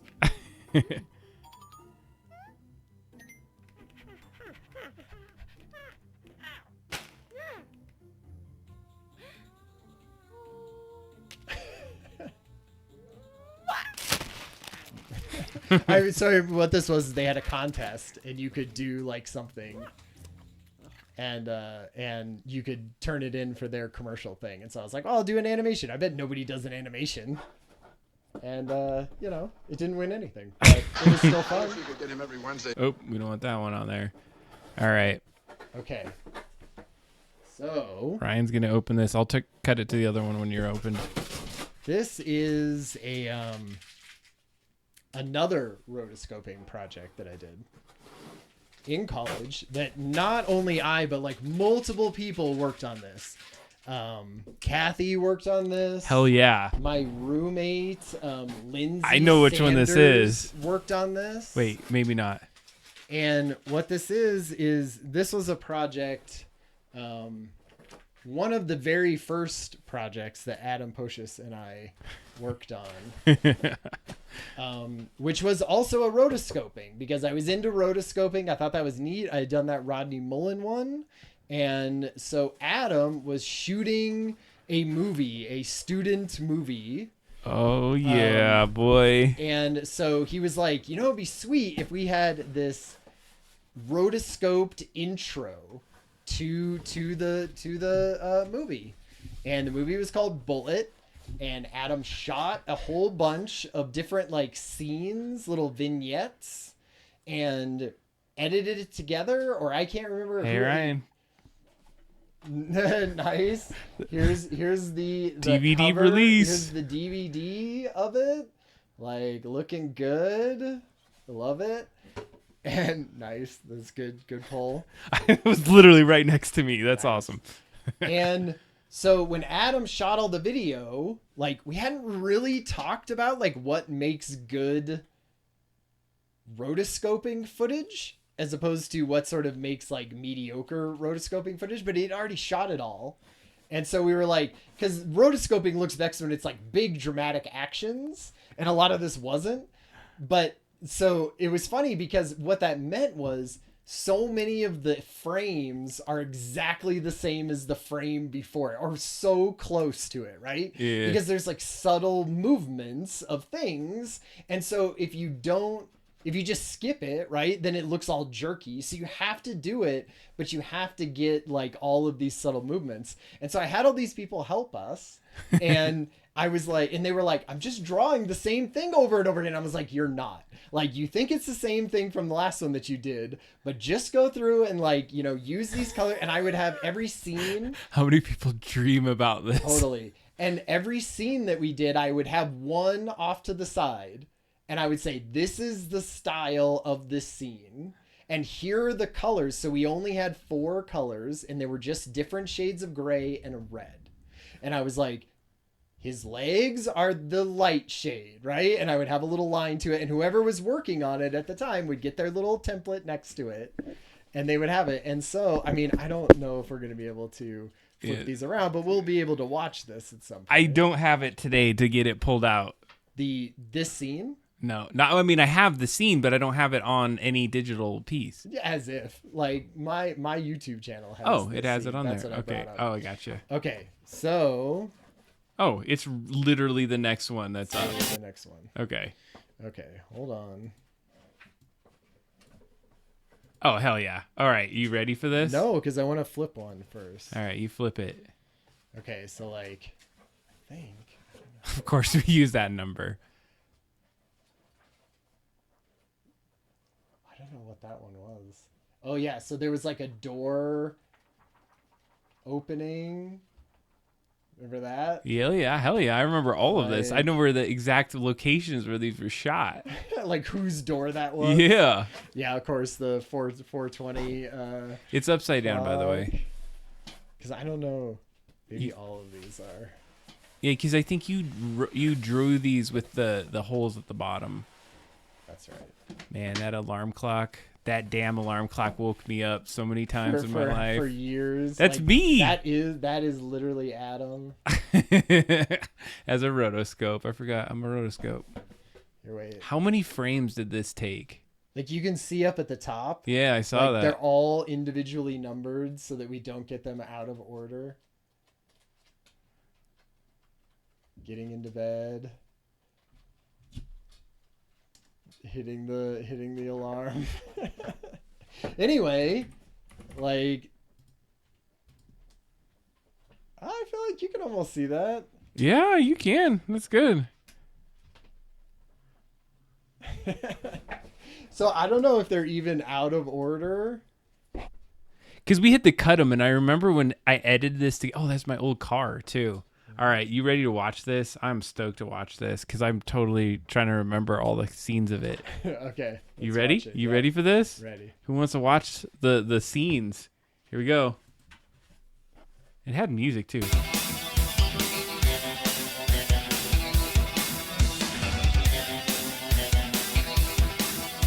Oh, it was in reverse. I was like, he wasn't getting into bed. He was getting out of bed.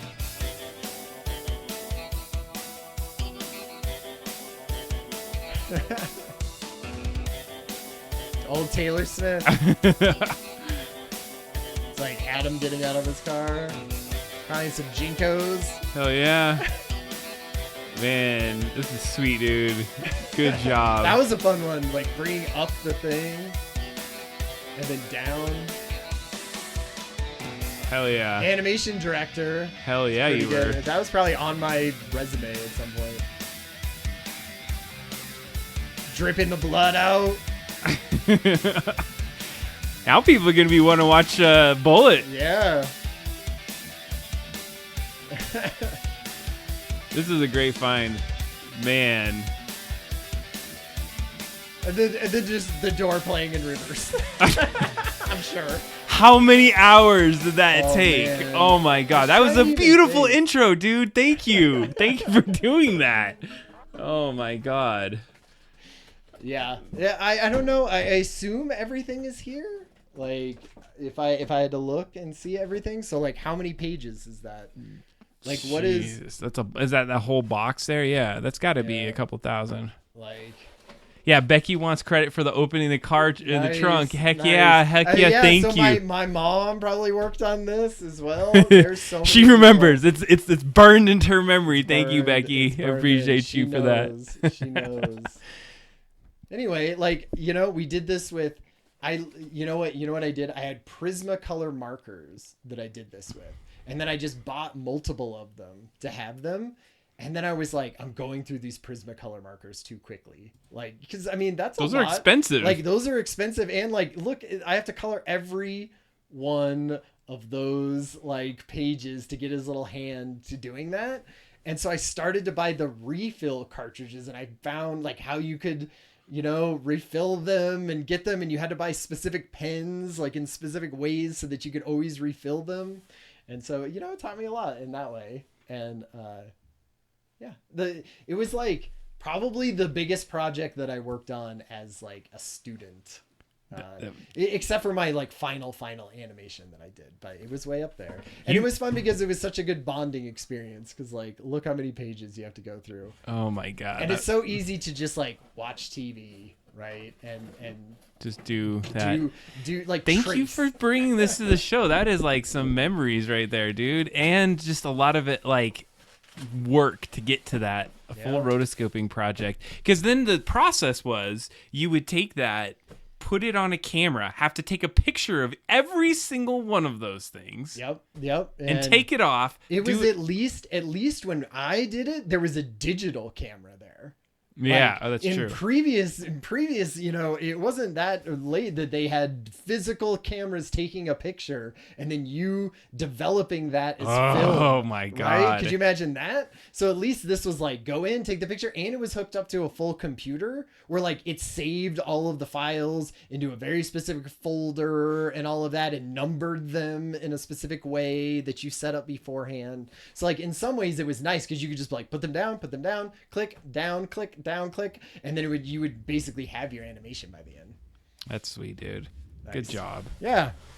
Those are fun. Thank you for bringing that out. It makes me want to. I'm gonna have to digitize or figure out. I have the original, like tapes of that Bullet, uncut, like the uncut tapes. Nice. Like behind. I'm gonna see like the behind the scenes. I have, of but Bullet. then the thing that was suck about that project is that I had this guy for audio or the whole like the soundtrack, and then like dipped out at the last thing, and we spent money on that. That thing Right. had budget, Yeah. Like, and the budget wasn't for any profit. It was just to get like supplies. We went to multiple location shoots. We had somebody that like went homeless in the middle of it. Not on our like we had this actor that applied and got into it. There was a guy that was he was like his last weeks on this earth. Wow. He had passed away. There was all these crazy stories about Dang. this.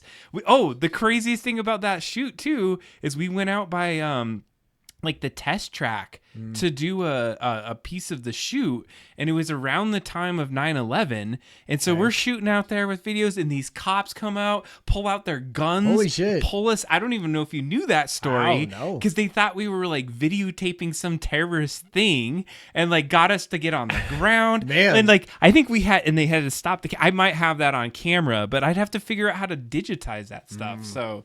Man. Well, because it was about a gun. Like there were guns in the shoot, right? It So like you was. had like there could feasibly have been pointing guns. And It was things a, like that. it was a psychological thriller, Ryan. That's right. That's what we were doing. So the curse. It ended up being a really cool story. It was see now I want the whole documentary about the making of Bullet. The with making all of Bullet. Yeah. Man, there's some good stories there. I gotta put it on the channel. I've been We thinking could about have it. a whole part about the rotoscoping. We can have a whole part about yeah. like the This is the behind the scenes right shoot. now. We're talking about it. We'll pull we're doing it. the The live team together. commentary is happening right now. I'm That's what we need serious. to do. A watch party of Bullet. How long is Bullet? It's like 30 some minutes. It's like a Nice. short. You know We what was should. crazy is we actually had a watch launch party. We had like Yeah, were I was you there. Yes, see? I was there. And remember It there was was at like the college. like and it had there a- was at least 50 or so people, Totally. and we had like like food, everything. watched it. Took years, and that is the reason I'm in IT. That movie, Yeah? because I built the DVD like menu, and I was like, hey, this is fun. Oh, I should nice. do web development, Nice. and then then that's where I'm started at to right do now. that, yeah. So.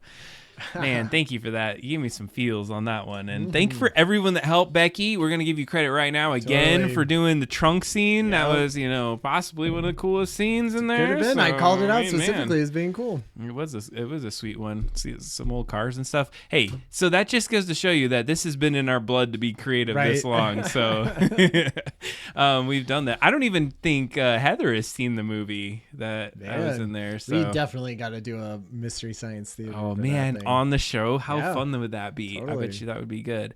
All right, so with that, I bet man, there's some music that would get us kicked, or muted on everything. I am and pretty take it sure. down. I think that's the challenge right here, and that's why I was like, maybe I have to recut it because I wonder if I have a cut without it scored. If I had a cut without it scored, that would be perfect because everything else was built right. on my own. So Maybe we do a Discord show with it and do it as only Discord only. Discord only. get We're in gonna there. make that happen.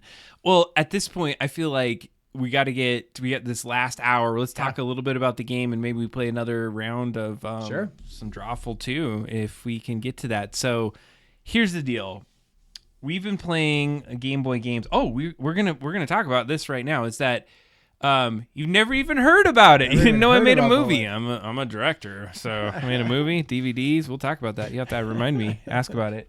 What we're gonna play right now is two things. First of all, we're gonna play a quick game, and Ryan's gonna get to be the one that actually gets to nice. play this. This is called Itchy and Scratchy, and I spent $75 on Whole this. 75 bones on it. And I did this strategically because I've been Game Boy collecting. You're like, it's an investment, really. It's now part of my gaming portfolio. Well, and one of the reasons I did that is that Heather actually asked me the question once, and she's like, what are the ones that you're looking for? Like, what's the holy grail game that you might want to get? And I was like, that's a good question. And so there's been a few out there that I wanted to get. I definitely want to get Link to a Past. Wait, let's get over to this one. And so that would be the Zelda games. Yeah.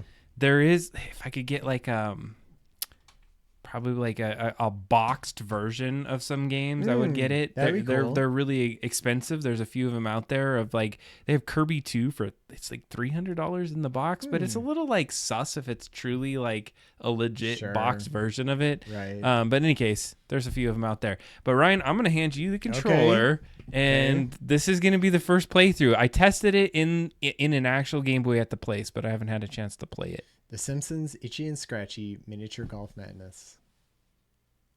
Good Simpsons font. Definitely feels Simpson-y. There's no like whoosh when a claim comes by. Weird. All right, that's them. You like Oh, turn. music on or music. That's it. That's There's the your settings. setting. All right. Okay. Stand next to the ball. First tip: stand next to the ball. Yep. To putt the ball. Look, I'm not pushing. You have anything. to hit up. No, let's see. It said. Like, Grim furry tails. Ooh, that doesn't. Par 16. So what you have to do is you have to hit up when you're next to the ball. It's like a. Oh shoot! Oh, look, I got hacks. You found some secrets. Oh, I'm like invincible now. I don't know what you just got. That was cool. You got something. Okay. So there's in the bottom right. There's a little. No. There's only 2 buttons, A and B. Oh. Oh, there's 1 stroke. Oh, you have to hold it. Yeah. It's like. Oh no, not that way. Is that Humpty And then, Dumpty? and then I gotta run with it. He should like his eyes should follow me. Ah. A bat? Oh, dang it! I just used one. One of its swings. Where am I supposed to be going? Ah! Itchy. Yeah, get out of here. So I'm pretty sure because I was watching a video on how to play it, or if it was a fun game, Dang it. and you have to kill Itchy. Oh, he got me. Oh man, that was pretty gross. Good and violent. Yeah. So I think it's not like actual. I mean, it is golf, but you have to get that ball there, and you have to have him stop from killing you. Oh, how do you like that? Dang it.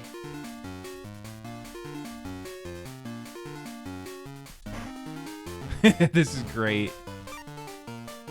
It's like platforming for sure. Oh, interesting. Okay. Oh. Oh, get over here. Where's these guys? Yeah. Eat it. That's a great little like anime. Okay. Wait, you have something. You have like a. I don't know what the hell that is. You're holding something. Oh, a frisbee. Yeah, chopped off his head. Oh. That's 9 strokes or 7 strokes. I just hit it like as hard as I can every time. I That suspect. kind of seems. Well, probably different levels will have different. That was like some little physics. Oh, is it gonna go in there? I don't know. I don't know if that's a good or a bad thing. Okay, Just over the past it. top. Yeah. I bet there's like some kind of secret if I can get it in there. Oh, that's true. Like it skips a part of it. Well, there's a crap ton of them. Oh, Oh, you God. would think they. Oh, Yeah, that's it a would, cool like- animation. That was awesome animation. You Ah. can jump it, right? Yeah, I keep hitting the wrong button to jump. Got it. Oh, what is that? Yes.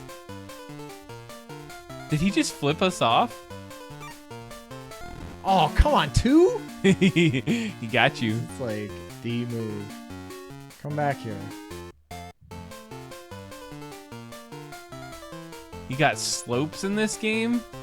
I'm thinking about it from the technical aspect. Oh, yeah. Oh, I got you. Yeah, you got each other. Double Yeah, haymaker. yeah. Double TKO. This is fun. No, come Oh, on. what, are you serious? That was great. Good physics. No. I think you can swing the. No. Ah, 5K. Get out of here. You can't even get through the first hole. Oh man, you have to hit it off that thing. Good job, bro. Okay, no.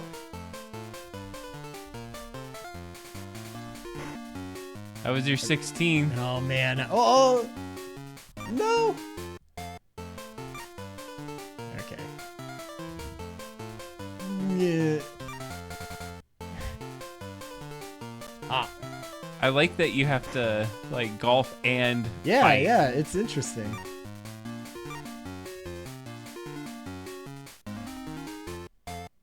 Oh, no, not so Oh, hard. that was good. Oh, you got it right nice. there. Perfect. Okay. So you can, I think you can beat him with the golf club. Oh, Down to 4. no, that's the wrong way. Ah. You tried to hit. Oh no, I don't know if that was a good idea. Oh, good job. There we go. No, stay up here. You can't catch it. 21. How many am I supposed to get? 16. Oh.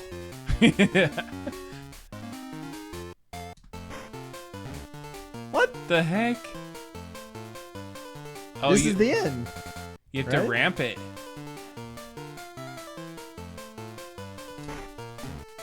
What? There's no way I'm gonna make that. So you maybe have to tap it closer. What? Did you miss? What was that? Oh, it's like you can chip.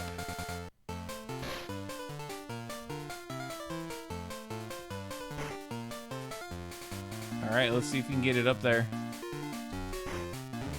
Come on. Ryan's clearly not a golfer here. No. Oh my god, you're gonna have Itchy come back for you. It seems like he's He's like, this guy, he's gonna kill himself. And it just keeps counting up. okay. So not all the way hard, because that bounces off the back. Oh, why would they do this to you at the end? Yeah, you got it. Yeah, there we go. Happy face. Only 33 strokes. That's like, oh man. All right, I'm doing next Plus level. 33. Push down on the control pad. Wait, Oh, what? What? It was supposed to give you, I think, another. Sorry, I hit the wrong. I thought it was gonna scroll through it. Wait, so let's see here. Oh, it probably slows it. Let's see here. You want to do this one? No.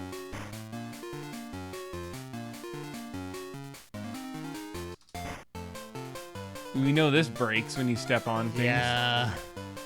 That's where they get you. Oh, see, you're going the wrong way. That's good. You can like give up.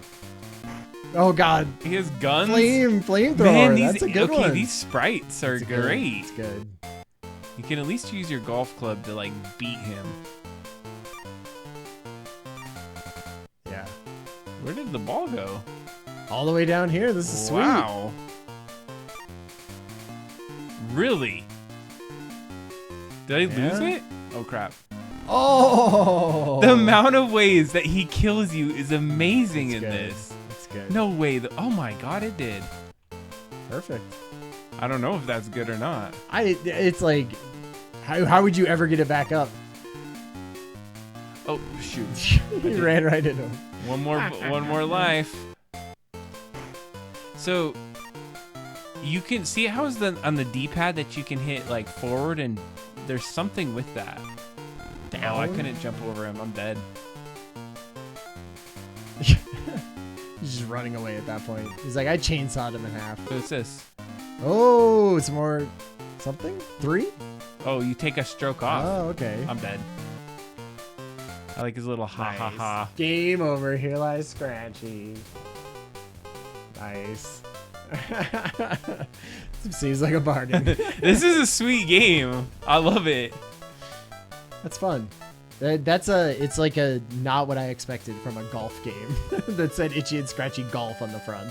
So you're saying you like it? Yeah, totally. I mean, the amount of ways that he dies in that is pretty It's fun. sweet. So yeah. Well, I feel like that's what you need in an Itchy and Scratchy game. You need crazy different deaths, right? Because that's what that show is all about. And They nailed that. They nailed it. That like I was telling Adam beforehand. There's a lot of good Simpsons games. Maybe not recently, I guess. I don't think they've made any Simpsons games recently. What's the most recent Simpsons game? That would be fun. I think we'd have to go to you because you're the expert on Simpsons games. You know, you know what's hilarious is I feel like I have the first 10 seasons of The Simpsons basically memorized. But then, like, the children watch it on Disney Plus, and those are all the new episodes. And it's still going, and right? it's still going. Oh, my God. And, like, they bring me in on certain episodes that they think are particularly funny or that I would enjoy. But, yeah. So, they're still going and still entertaining, you know, today's youth. I mean, it's crazy. I didn't even realize it was still going. Longest still running going. Animation. They just like, Totally. we are going to nail Show, like, this series. Guinness Book of World Record. It's gonna And crush it. all right. Transition to our game then a little bit, and Ryan hasn't played this version. Yeah, Mike Azul, if you're still out there, Arcade 2021. Ooh, Wow, okay, nice. Mike Azul, you got to play a version of what we're about to show today. Ryan hasn't played it yet. Yeah. So what we're gonna do is, I wanted to just talk a little bit about what the heck I've been doing since then, since last session. So last session, if you remember, we were talking about we need to do the vertical slice, just get a couple levels down. Yeah. We got to make something that we can really test it out. And honestly, I think we had in the camera. Let me go back to the cameras here on our. Let's see if this is actually working. I'm curious if it does. It should. Oh, there we go. See on this board over here. Oh yeah, wait, okay. not that board. not that one. What is happening? I forgot. I forgot which. I programmed it in, and yeah. I forgot which one to put it in. So there was a version of what we've been working towards, right? Yeah. And I'm gonna put it over here like this. Look, a cool little flash art behind there. Yeah. But what we've been working on is trying to figure out what are the right areas for this to run through. And so we have a lot of different areas. We did some of this live on show. We did the whole like other portion of this where we broke it down to actual rooms. Yeah. I took it, interestingly enough, Ryan, he made the bar gargantuanly long. Right. I had originally thought it would be a lot shorter, but you made it bigger, and it works, which is awesome. Because for a test, I wanted to see what is like a really big room. Like how big can we make rooms, right? Like it was sort of, that's why we were doing part of this is just try to get as many elements that we think are going to be in the game into the playable like little demo. And so what I've been doing since last time was like, okay, I got to get my programming skills, whichever amateur version of that I've been trying to build up together. And what I've been doing up until this point is when we started this project, I had played with GB Studio the years before, and I was I'm making an Evil Dead game, but I put that on pause for this game. And what I essentially had done before was I was making an RPG game, so it was like a Zelda-like game. And all I did was I took what they built. They gave you like a template, and then and I was like editing sprites and just kind of figuring my way through it. And I was like, okay, I'll kind of figure my way out. Well, when we did this, I was like, that is not going to cut it. I'm not going to just be able to copy paste people's code. So I started fresh with nothing. Nice. And started building. So everything you've seen of this game, at least programmatically and pixel wise, started from both Ryan and I. Nothing from anyone else. Nice. And so I love that because I'm proud of that. Like it's not just like a rip off of things. Yeah. So we figured out a couple of things. We had to be part of a community. So we wanted to go and talk with people that are actually making the game. So GB Studio Discord. There's a few other communities out there. Just to be able to be part of it and start to learn things. And so I've spent a lot of the time up until this point learning it.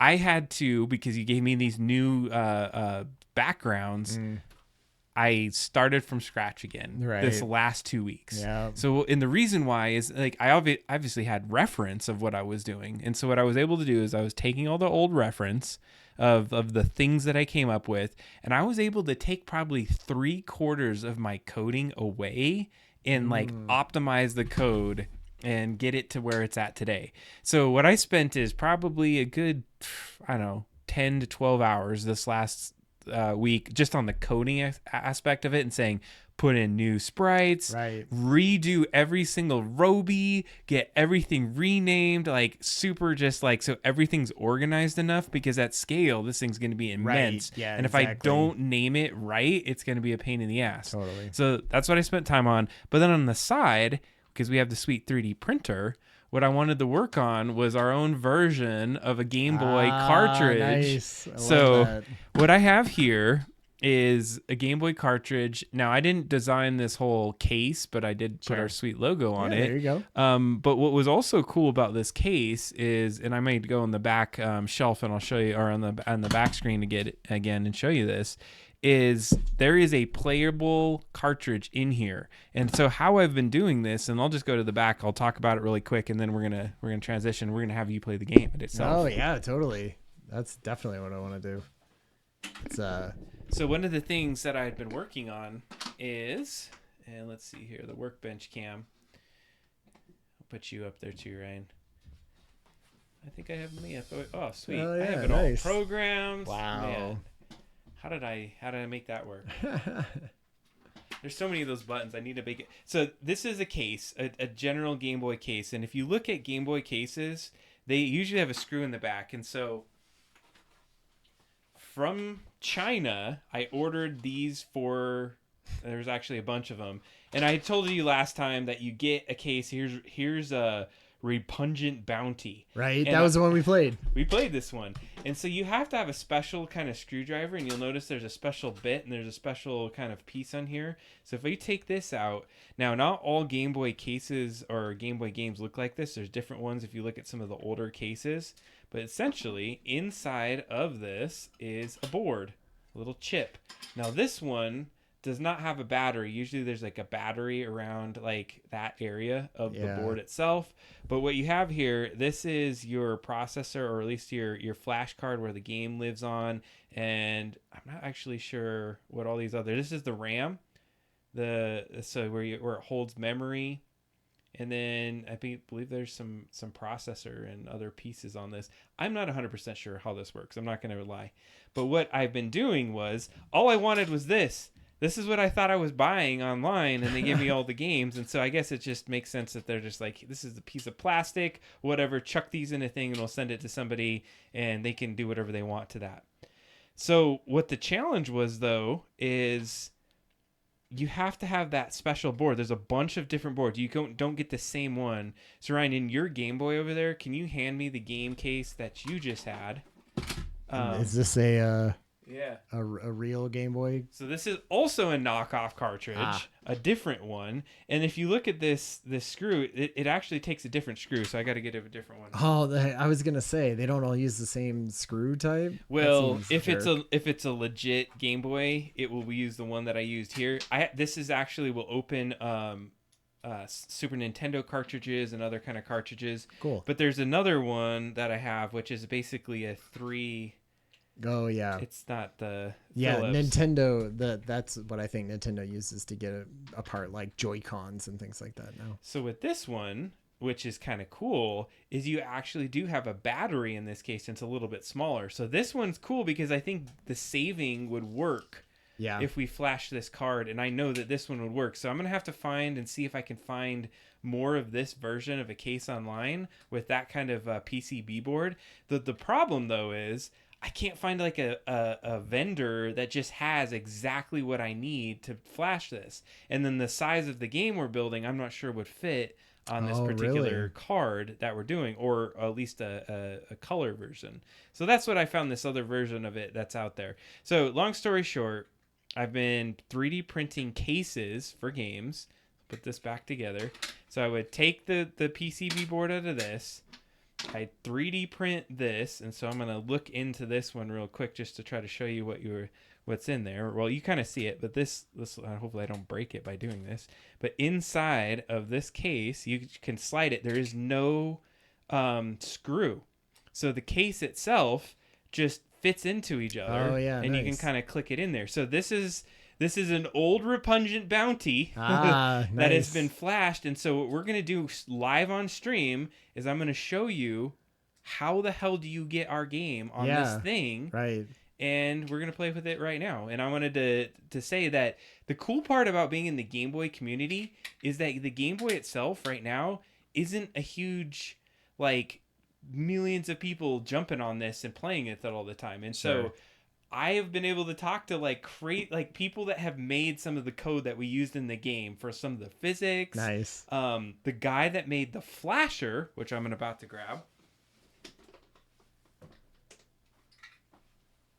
So a flasher, this is a flasher. We're going to see this. And so it's called a Benven.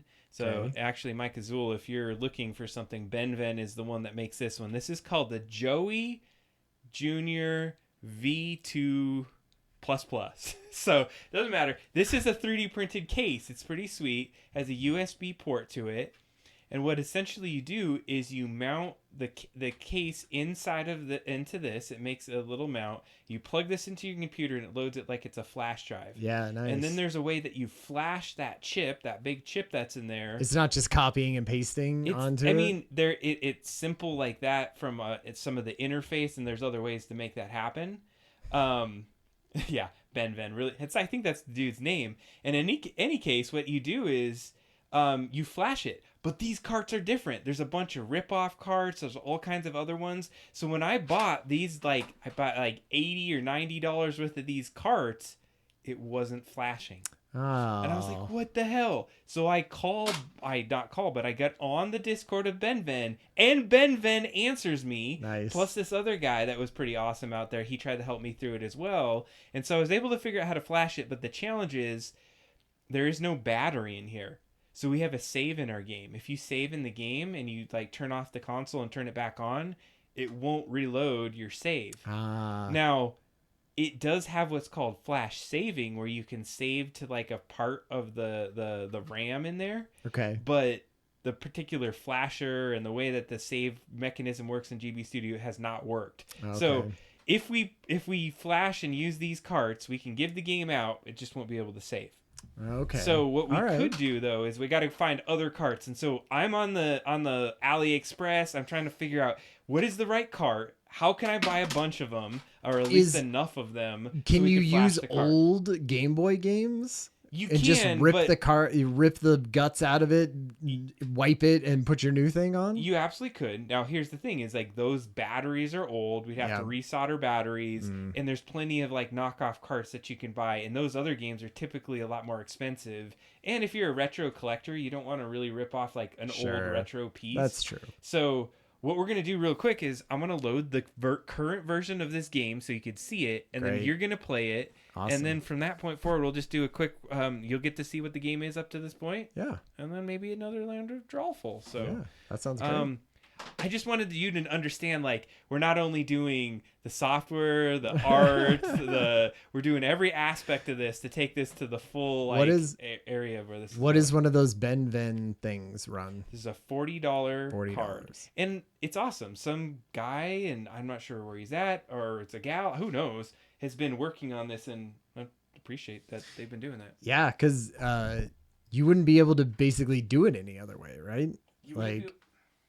You wouldn't be able to put it on any kind of cart, if we didn't have somebody that was able to help us like that. So let's see how this all works. And it sucks too. Like the sucky thing is how hard it is to get them. You know, you're buying these random ones from China, right? Like there's no just having someone who makes new versions of those boards and has little, you know, new batteries in them. And the thing is they are making them online. But the challenge is that they're making the rip-off versions, and so those ones I just need to work with it. So what I'm going to do... Oh, it's just because the rip-off versions don't work? How much are those? A lot cheaper? Like I got those for $12 a piece per pop. So and those are the rip-off versions? Those are rip-off versions. Okay. That's what we're looking at. So we're going to change it up to... I'm going to go to a screen right here. So what we're going to see here is the software. So there's two ways this works. There's the game itself. But what we're going to do is, and actually let's just take the full rundown of how you get the game on. So we're in GB Studio right now. Okay. And what I do is, in the upper, put us on there, in this upper left-hand corner, there's this thing that says game. And then there's an export as, and there's a couple different options. In this case, I'm going to export it as a ROM. And what it basically does, and you'll see in the upper right-hand corner, it's like thinking about something. and it's building the game behind the scenes. And so I think this will actually show you it in just some code. But what it's doing, it's packaging it up into a file that will save to the computer. And it's going to pop up a little thing in just a second. So, all right, it's done. It's baked up our file. And so what we have right here is there's a couple other ones that I saved from the past, but it's this game.gb file right here. That is the game. And if you go online, you work with ROMs. Those are the things that you can get on. So I'm just going to copy this one just to the desktop for the heck of it right now. So we have the ROM on the desktop.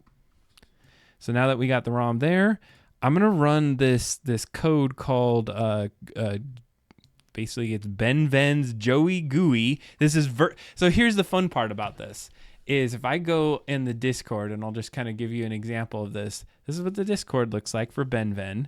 And there is a Joey Jr. version 2++ thing, and I'll give you an example. Here's me saying like, hey, I got this thing online. This one works. This one doesn't. So this is the keyboard that's sitting right in front of us. And so I put some debug files in there, the one that's working, that's not. And I'm like, hey, I got this back, got these carts on there. Can somebody help? This is like last ditch effort. Like I posted that at 9:04 a.m. At 9:21, this guy Hex V4 comes in. He starts talking about, hey, did you try this? I'm like, you guys are awesome. Like within a certain amount of time, and then I'm like, hey, I just like went on stream. I'll go try your things. And so he starts helping me troubleshoot. So we're troubleshooting. I'm showing him like all my troubleshooting steps for this, going back and forth. There's a picture of the cart. So then he goes up. This is where it goes crazy. So he goes on there and he's like, oh, I'm dumb. This is this version of it. And he found the chip manufacturer of that chip, pulls me the data set. I scrolled through this thing being like, it tells you every piece of pin configuration, how it comes together. Like it goes down to like how it works to the block diagram. Like ridiculous. And I'm like, I have zero clue how this works. What am I supposed to do with that? And so I'd say I'm like, I'm definitely the dumb one here because I have nothing of the technical side. And I'm like, I just saw this cart online and I wanted to figure it out. And then this dude comes in and he's like, replace the 121 resistor with the T4 diode. I think you used the resistor on the flash chip VCC pin and put a 10K. Oh man. And so like, you're like, I know those are words. But then BenVen comes in, literally the BenVen, and says, perhaps try the Joey GUI to flash the cart. And then there was a little bit of back and forth of like, why would you give somebody a technical answer when he says I'm the dumb one here? Yeah. And I was like, I don't want to create a fight in this thing. So they go in there. And so anyways, I go in and I figure it out. I have to do some flashing if you know how to flash firmware to things. Okay. I switched that up to make this little device actually be able to load games. So there's a little bit of history. I got it to load. Skullbobs is on the carts. Nice. So just wanted to give you the history of the things that we're doing behind the scenes to make things work. And then he's like, it worked fine. Yep, it did work. So it's not super. And the other side is online, he only has version 0.06. And so by being in the Discord, he gave me 0.07. Nice. So I'm running, an earlier version of it. And so what I'm about to do is I'm going to plug in the cart for a second, and it's going to change that. And so it already loads that Skullbobs is loaded on this cart right now. Okay. So I'm just going through the first thing. First I have to erase the cart. And so it's going to say, hey, you got to pick the flash cart type. And I did a lot of troubleshooting. So we're using this MCB board 3000. And so I'm going to erase it. And so what it does is it's erasing the cart at the moment. And it's got to be tiny, right? Like the amount that it's a 4 megabyte card, and all that little data on there, it doesn't really show anything, but it's basically saying, hey, this is not a genuine cart, and this particular thing that it's doing is like it knows certain cart types and the way that that those chips are on there, and then they associate it with their programs. So it says that it's been erased, and I've already learned this, is that you have to hit erase twice for some reason. Okay. And so you hit it a second time, and then it's going to erase the thing completely. I feel like this is not a good operation for scale, though. These are going to have to, if we make little cards for our entire thing, it's going to have to be for only the most hardcore who want them. Well, I was going to say, like, it doesn't take a crazy amount of time to do this. So let's say we did a run of 100 of them. Somebody's going to have to sit here and do that. Right. So I erased it twice. Now it's like, yes, you're ready to flash the card. So now what I can do is say, I'm going to upload a ROM. So now I can go to the desktop. I'm going to find that game ROM that we had, and I'm going to hit open. And so what it's doing now, it's loading the ROM back onto the flash cart as we go. So my hope here, and we're going to test it in a second, is that it's actually going to upload this ROM to this thing that we're doing. I know this is nerdy and whatever, but you got to just know the behind the scenes of what it's taken, what we're going. Okay, so it looks like it loaded it. So what I'm going to do is I'm going to unmount the cart. The cart's taken off, and then I'm going to put the cart back on. And it says Skull Bobs in the upper right-hand corner. That's giving me some good indication that we're doing it. So here's the thing, is I'm going to unplug it, Ryan, put this in your Game Boy Color right there, and just see if it loads the game. And you'll know instantly if the Nintendo logo comes down. All right, it does. Game Boy. All right, turn that off. So we just got this loaded on the cart. So next what we're going to do, and so Ryan has his Game Boy. This is like my 1990s Ninja Turtle Game Boy game, or Nickelodeon colors. So what we're going to do is, now we're going to load this guy into our analog pocket. So we got the cart in there. We just cooked this fresh one up. This was literally from a build that we just put on there. I mean, so honestly, it didn't take that crazy amount of time to put that together. And so now, but if you had to pay $12 for them, $12, all this, all the time to print the cartridges, right? Takes some time to do that. Totally. Yeah, drop some slime on Ryan. Yeah. You can't say that on television. I like, I didn't see that comment there. Benven has some great ITSM. Hell yeah, they do. I can't believe that he, like, it's like Benven that's helping me out. Okay, so when I did the Mister, and I got it from a person that builds Misters, was sort of the same kind of thing, where he was helping me figure it out. It's awesome. It's because people give a crap about that kind of thing. Yeah. Okay, so this is your first playthrough of the game, and so like I said, it's not going to be the most groundbreaking experience for you right now, Ryan. Yeah. But what we're going to do is we're going to see what we got so far. So Ryan did the artwork for this version of it. Mister. I don't even think he was like, he sort of built Misters. It's one of the things. So we're at version 2.0, the call out. So first, before you get into it, there was a couple things we did. I took all color out of the game. Okay. I recreated every single level, so that now you're going to have the exact same stuff per level that you are able to work on. So do a swing of your bat. Oh, so Ryan's bat animation has made it into the game. Yeah, I did. This is the one thing that I did over this last 2 and weeks. The sweet backgrounds. And well, no, I had that last time. So I integrated the backgrounds, and I had generally created the game. And so this is going to help us understand, like, what it looks like on an actual Game Boy screen. So that's why it looks so pixelated.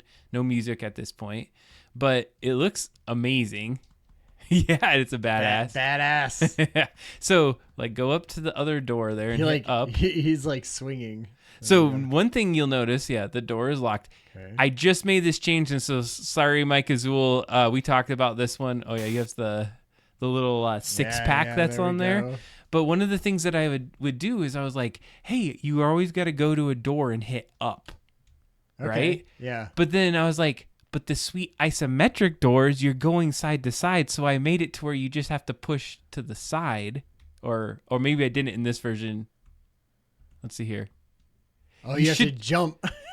You may not have to jump. Do you have to jump? No. No, I guess not. So what I made it was like, of course you're going to the right. Yeah. So just push right. Right. And there's no door there. It's like an entrance way. Like. And so I basically just made it to where now I guess my point is, Mike Azul, I'm sorry, your version, you have to hit up to make that happen. Oh, okay. So I was just, but on certain doors that are on the background, you do have to hit up and like try to go through that door. Does it say anything? Here you have to hit up. This section is closed. Oh, there we go. All right, so I'll let you play it without me yapping about shit.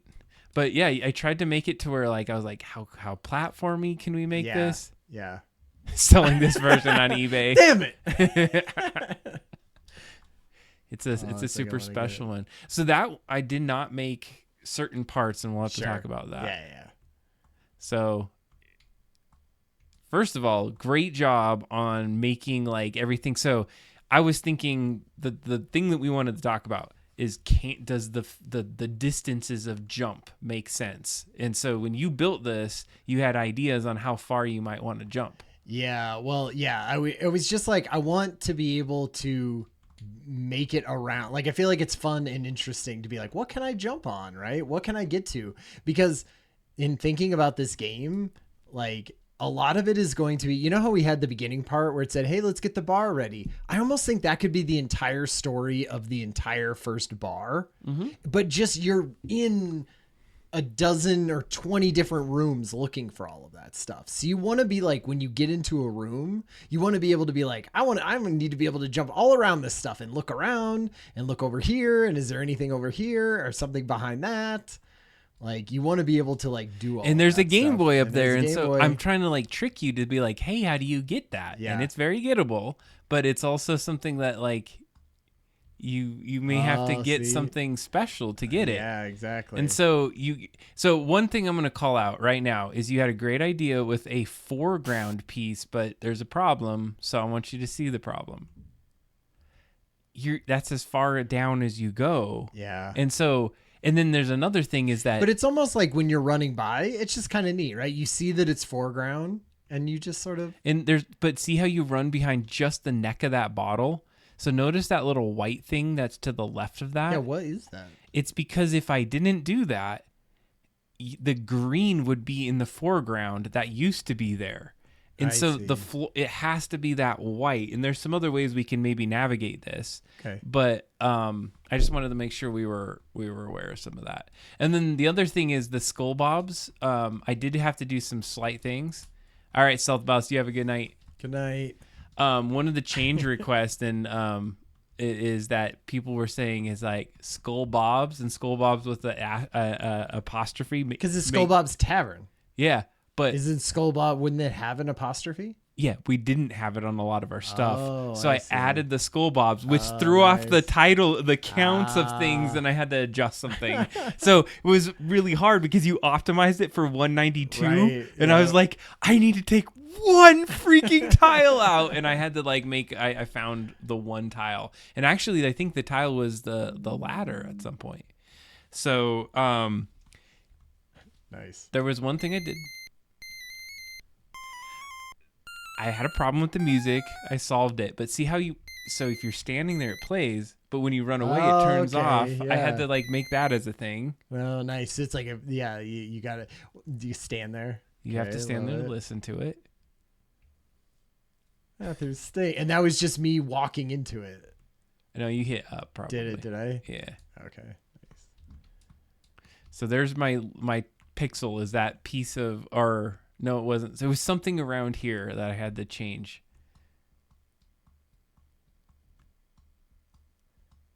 So I made the attic because we didn't have an attic. Yeah. I just used that. Now,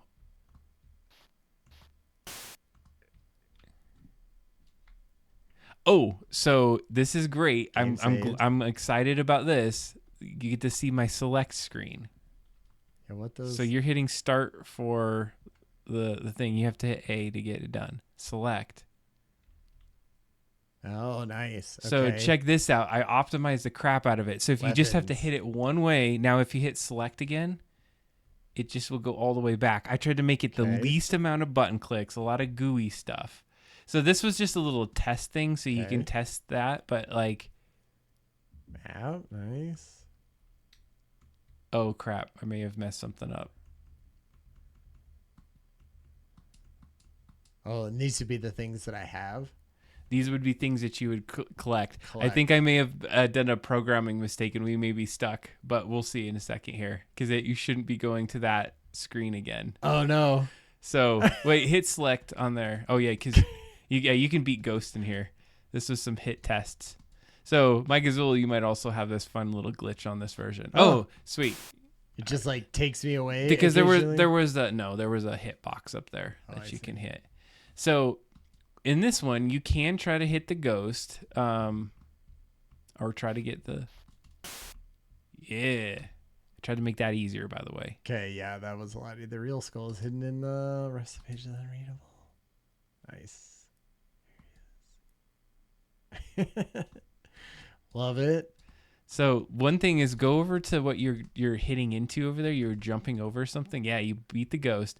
So if you touch that and then let go and then hit, I think it's what you were hitting to push. You have to touch it and then push it. I have to figure out physics on that. So like that was an example of like hid a barrel. Of course that doesn't look great, but hit a barrel over a barrel, and you didn't know it was there. It was like a secret. Like if we could do it to where you could just push it out of the way one. I think that would be cool. It would have to be something that tells you that it's sort of there, but I could see it just being hidden and you kind of having to figure it out. Like, yeah, that's what I was thinking. Like, what if it was sitting there and then it would only push one way or another? Yeah, that might be something. And you'd have to have something like, see, there should be a thing there. Yeah. Okay. So puzzles. So this is where I got to work on some of the physics of this. But like if you touch the barrels, how it works at least right now is you have to touch it once, and then the direction you're facing when you hit the button, the button, it will go the direction you're facing. So if you touch it, I think you might have to hit the select button and then hit select again to come back, and it'll reset it. There you go.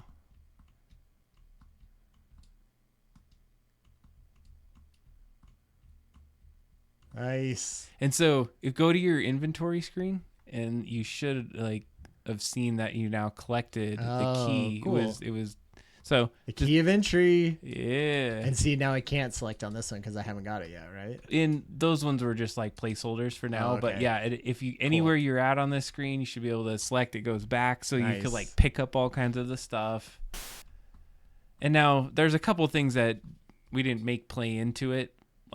But you got to go into the sweet museum. This one?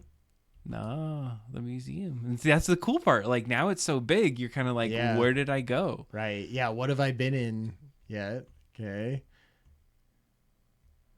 Nice. And you can, I think, like go try to like touch things. So, because you never looked at it before, but it's nice.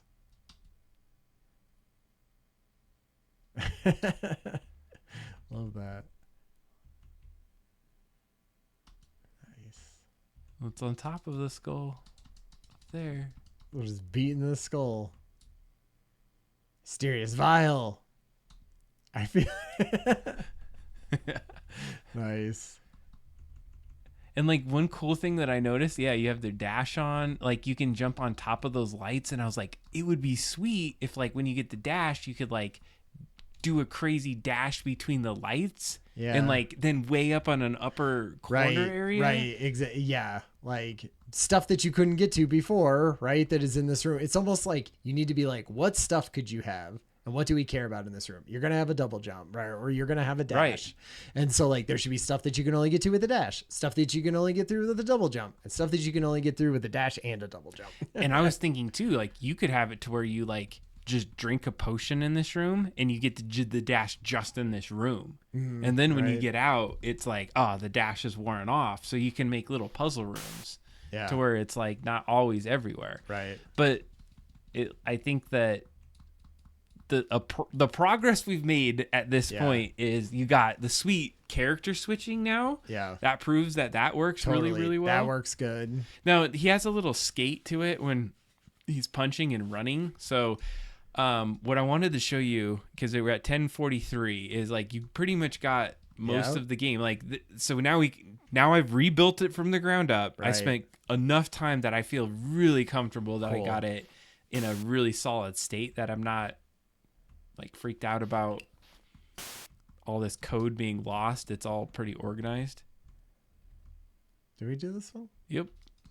See, I love that because you don't know. Yeah, You're like you forget. there's right? enough stuff in there that you can start exploring the world. And you would be like, and let's say all of these all let off, and each one of those had like doors and stuff like that, and you'd be like, okay, I'm building a map in my mind that like the museum goes to the gift shop, which goes to the front door, right? And then back through that, the patio goes to. You're 100%, but here's the thing: is like I'm working on maps next, right? So you can go to the map and see where you're at. It'll have a little like either the whole thing will be blinking, or you can kind of like navigate yourself to back where you need to be, so you don't get lost anywhere. Yeah. And then I noticed like we're gonna have to figure out something like this. So like, see how he's like slow.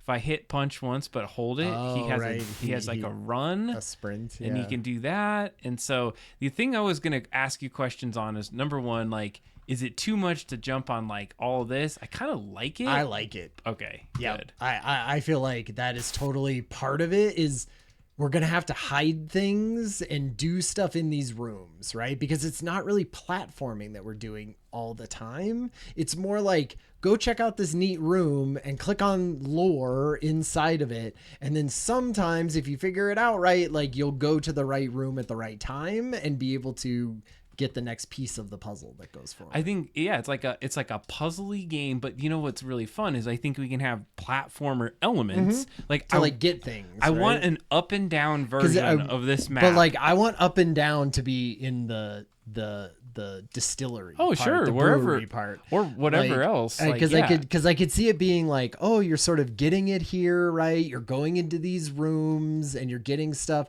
and then once you get to the brewery, then it's like up and down, and maybe treadmills or something. I don't know if that's a thing that you had thought about, of like having like a treadmill that pushes you one way or the other way, because I feel like that could be fun. With I totally think we can make that happen. Like in a brewery. Look at him doing his dance. Oh, nice. Gramps gave it to him years ago. Oh, so you got it. You got to get all the things. I think we got everything. Now right? go. Can you? Then you don't you touch the jukebox again or something? Oh, I didn't make that part of it. But Becky, if you're still there, jukebox came from you. This is all for you. Yeah.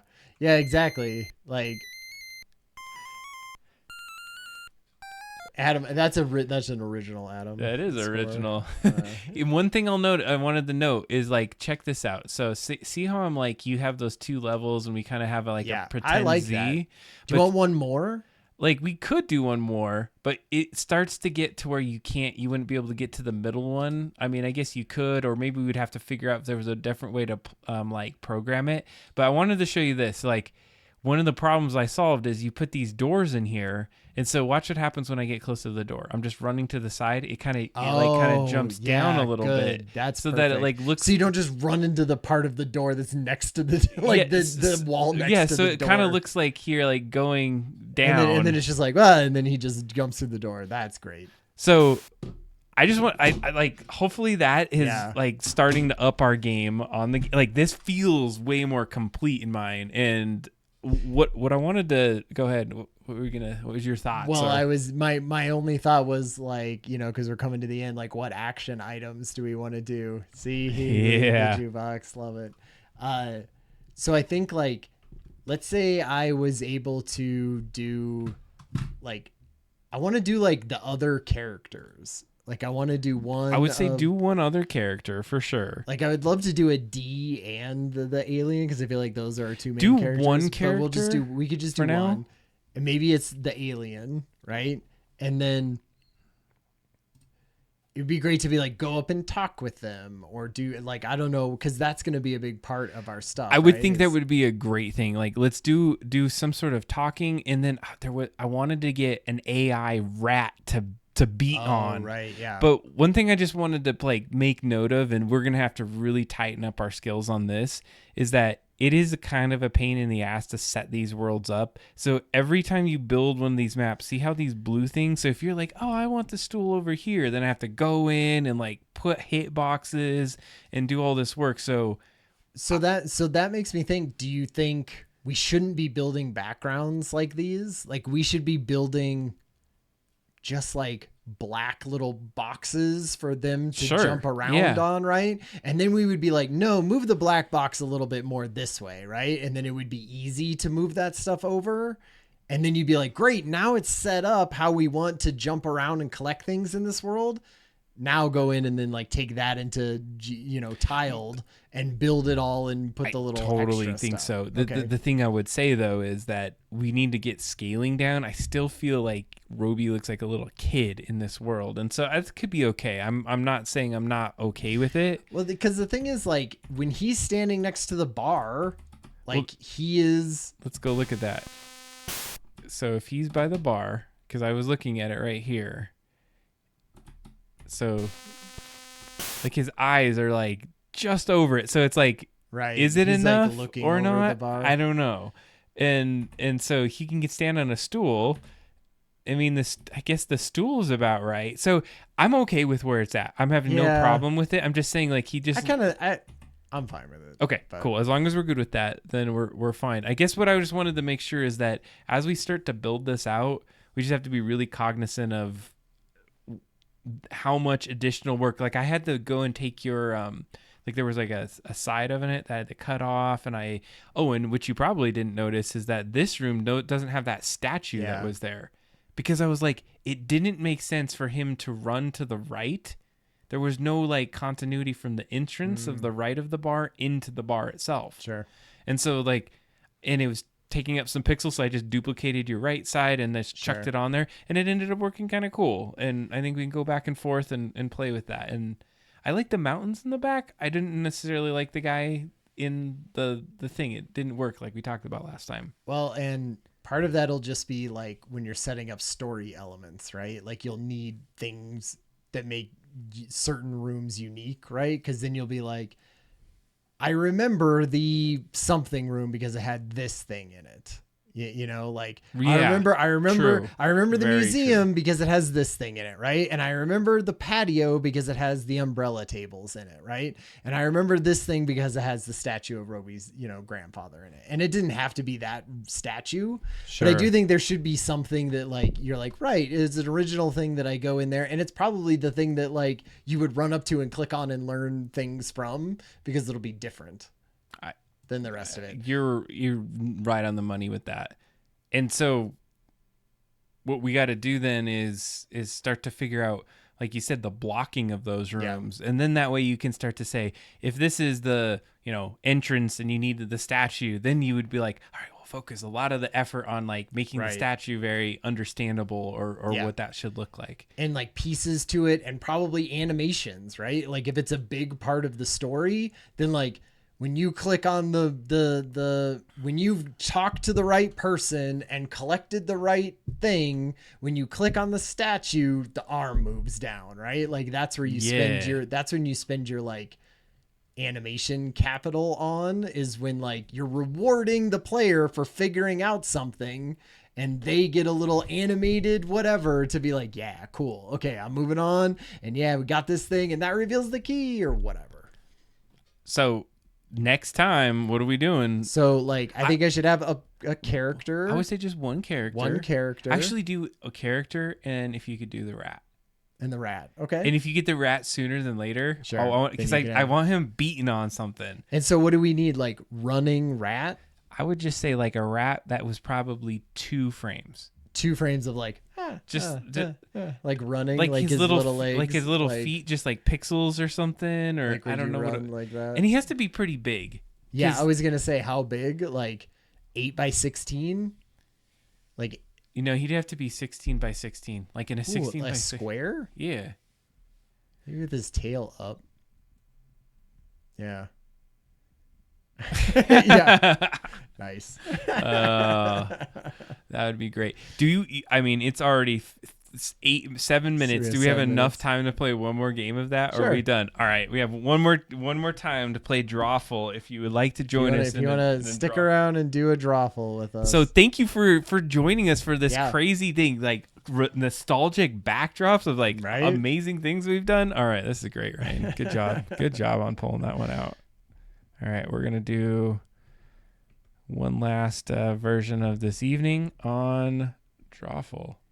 Oh, I gotta log in all the way. What the heck is this? I saw Talon in the person today, but I don't know if he made it out for the stream. It's weird. So you bought Drawful 2 as its own sort of standalone. Yep. It was funny. It was make your own.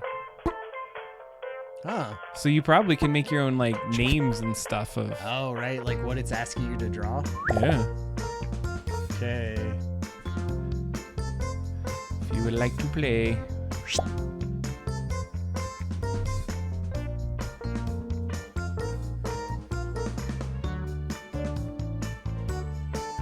Did you get the?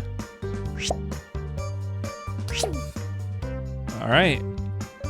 Got my Gazul in there. It might just be, I don't know if Becky's hanging out still or.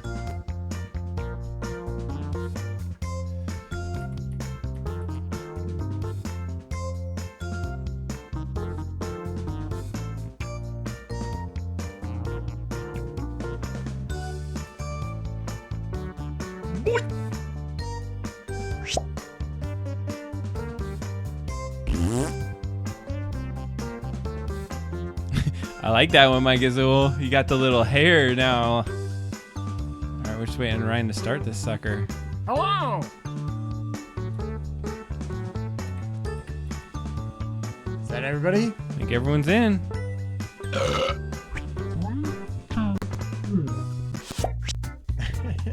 Well, I gotta hello get- there. This is Drawful. Since there are 4 players, you'll each get a chance to draw 2 masterpieces.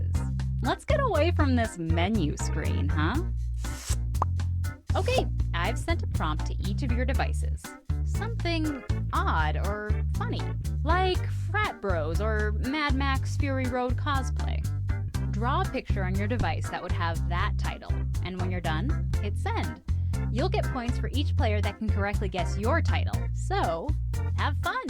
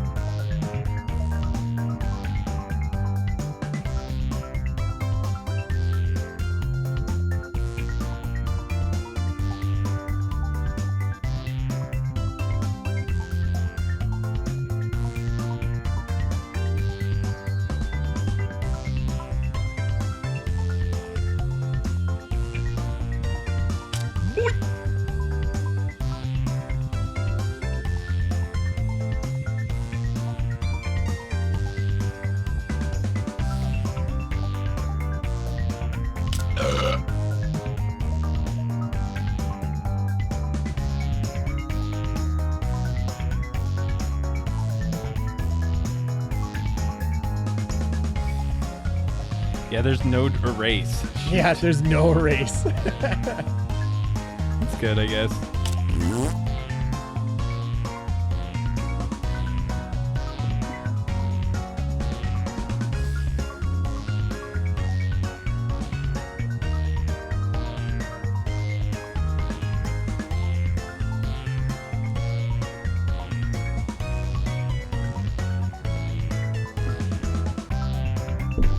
Okay. All right, Sorry. your drawings are in. How Let's take like a look. how like life, no erase. Now, take a wild guess at what the prompt for this title could be.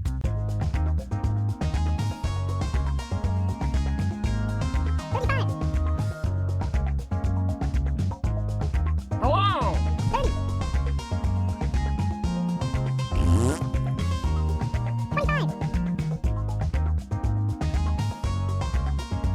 I love that you can make your own character too.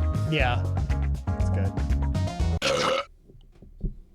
And here are your choices. One of them is the real title.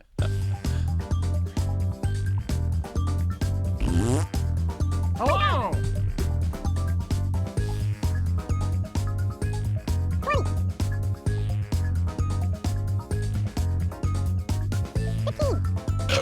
Okay, who picked what?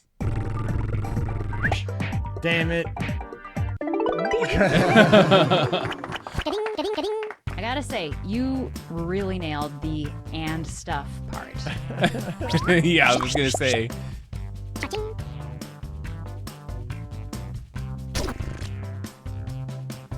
Because you want everyone to guess your actual thing. Yeah. Okay, the next drawing. Type in a title now.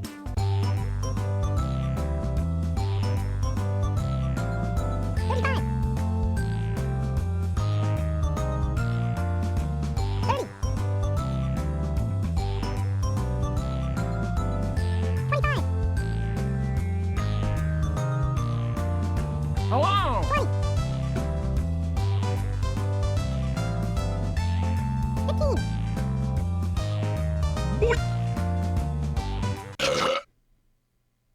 And here are your choices.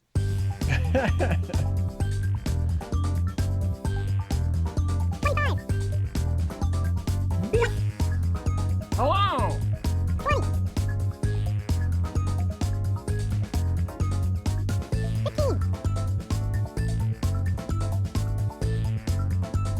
Select an answer. Come on. And here are your picks. Nice. Now we don't get to know what that even is. Oh, What? what was it? New carpet smell. I mean, that was actually what it was. Okay, nice. Does that mean everyone picked the right Yeah. thing, right? Oh, God. And now, another drawing.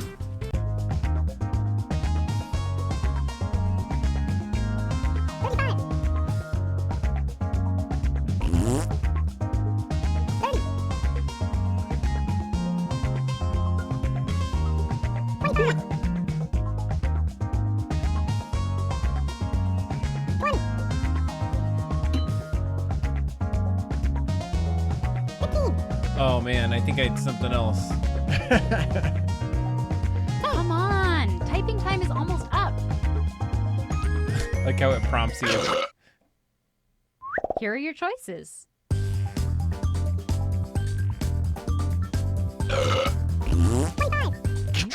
And here are your picks. Everyone got it. Nice. Everyone got it. Because then, like, when you see it, you're like, all right. Yeah, because you did a great job of it, like, popping out of the back. Right. That's what got Yeah, I it. added that right at the end because I was like, is this just going to look like sticky notes or something on the computer screen? Next up,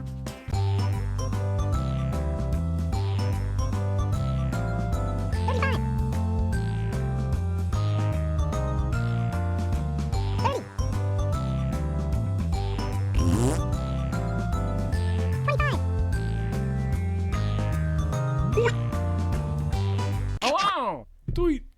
Wait. and here are your choices.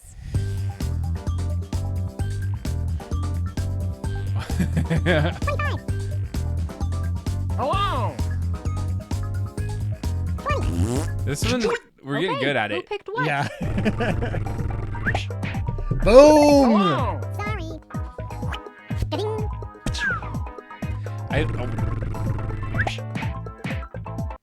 Nice, Becky. You know, I was thinking, like, we got to play the one where we could make our own. I'd like to Right, see what that that would be means at fun. some point. That would be fun. By a smidge. Okay, it's drawing time again.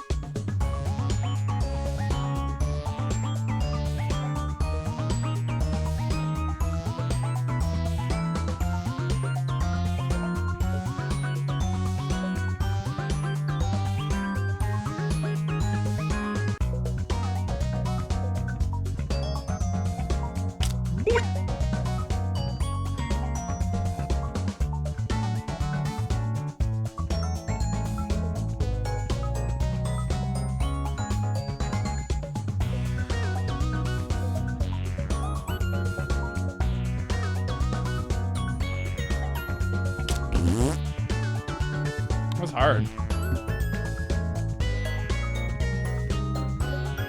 30 seconds left, y'all. Come on, I know what you're drawing isn't that good or important. Let's go. Ding, ding, ding, ding, ding, Hello. ding, ding, ding, ding, ding. I have all your drawings now, and as much as I want to keep them to myself, let's all take a look at the first one. Put in your titles now.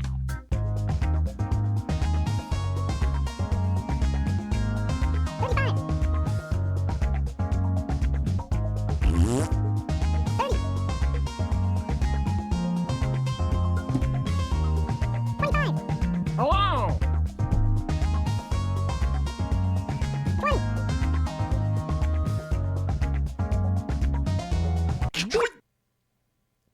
Okay, here are your choices.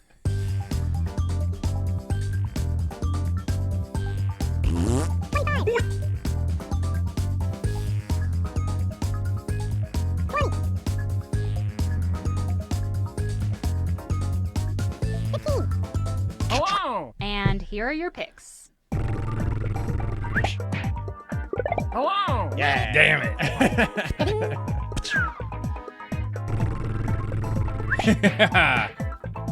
Dang it. God, God. Ding, ding.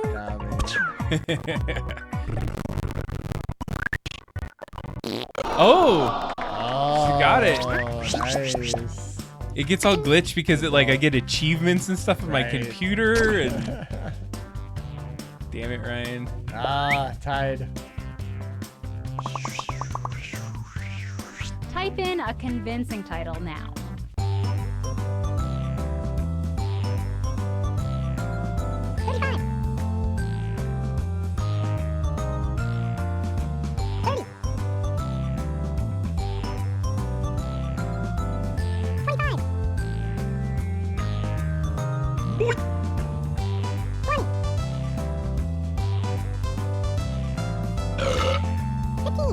Hello. And here are your choices.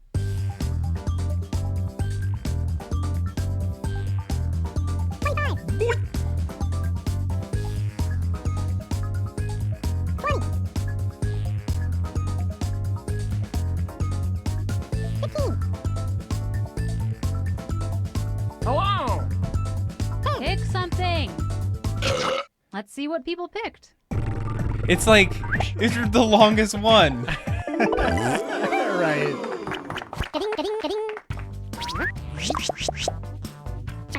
It's almost like you don't want to pick that for Right. someone, right? Like, 'cause Yeah. then, Well, but then if you don't get it, you don't get any points, Oh, right? Like that's if true. you don't pick the one.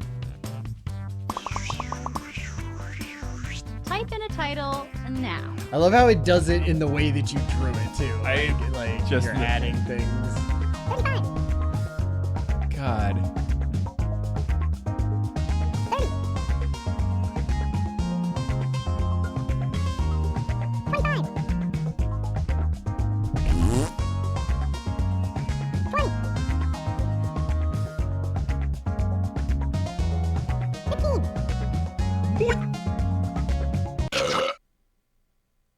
And here are your choices.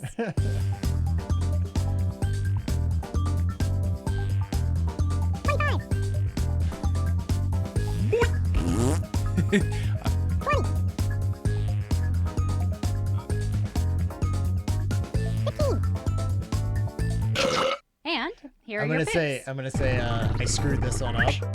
Oh,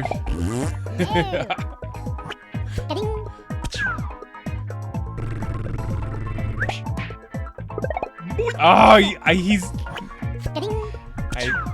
taking the push Pete.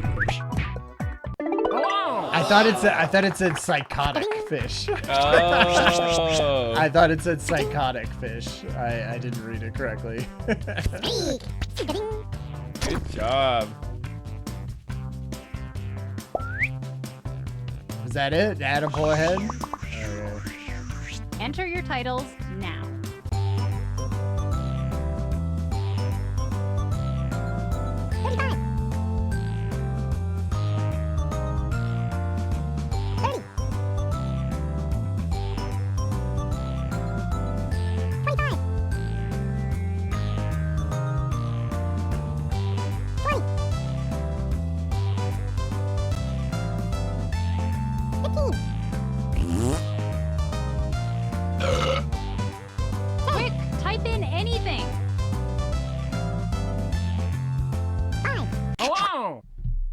Okay.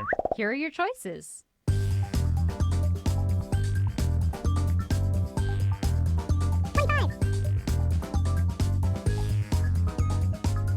Hello.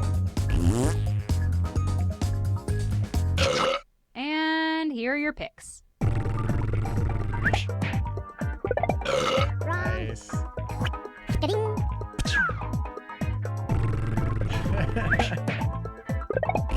Good job. Ding. Little churro. Yes. Wooden microwave. Wooden microwave. What the hell is a wooden microwave? You know? A bad microwave, I guess. Hello. Good job. Oh. One. Pulled 1,000 ahead. points ahead. All right. Oh, ammo What the slice. heck? Right, nice. Oh man. Hey everyone. It has was been great. hella fun to hang out with y'all. So That's a fun thanks one. We're gonna for play this. that Yeah, again. we're gonna be playing Drawful, everything. It's already late. 11 minutes after the hour. See y'all. Thank you so much. Thanks for Have hanging a good out. night. Peace out.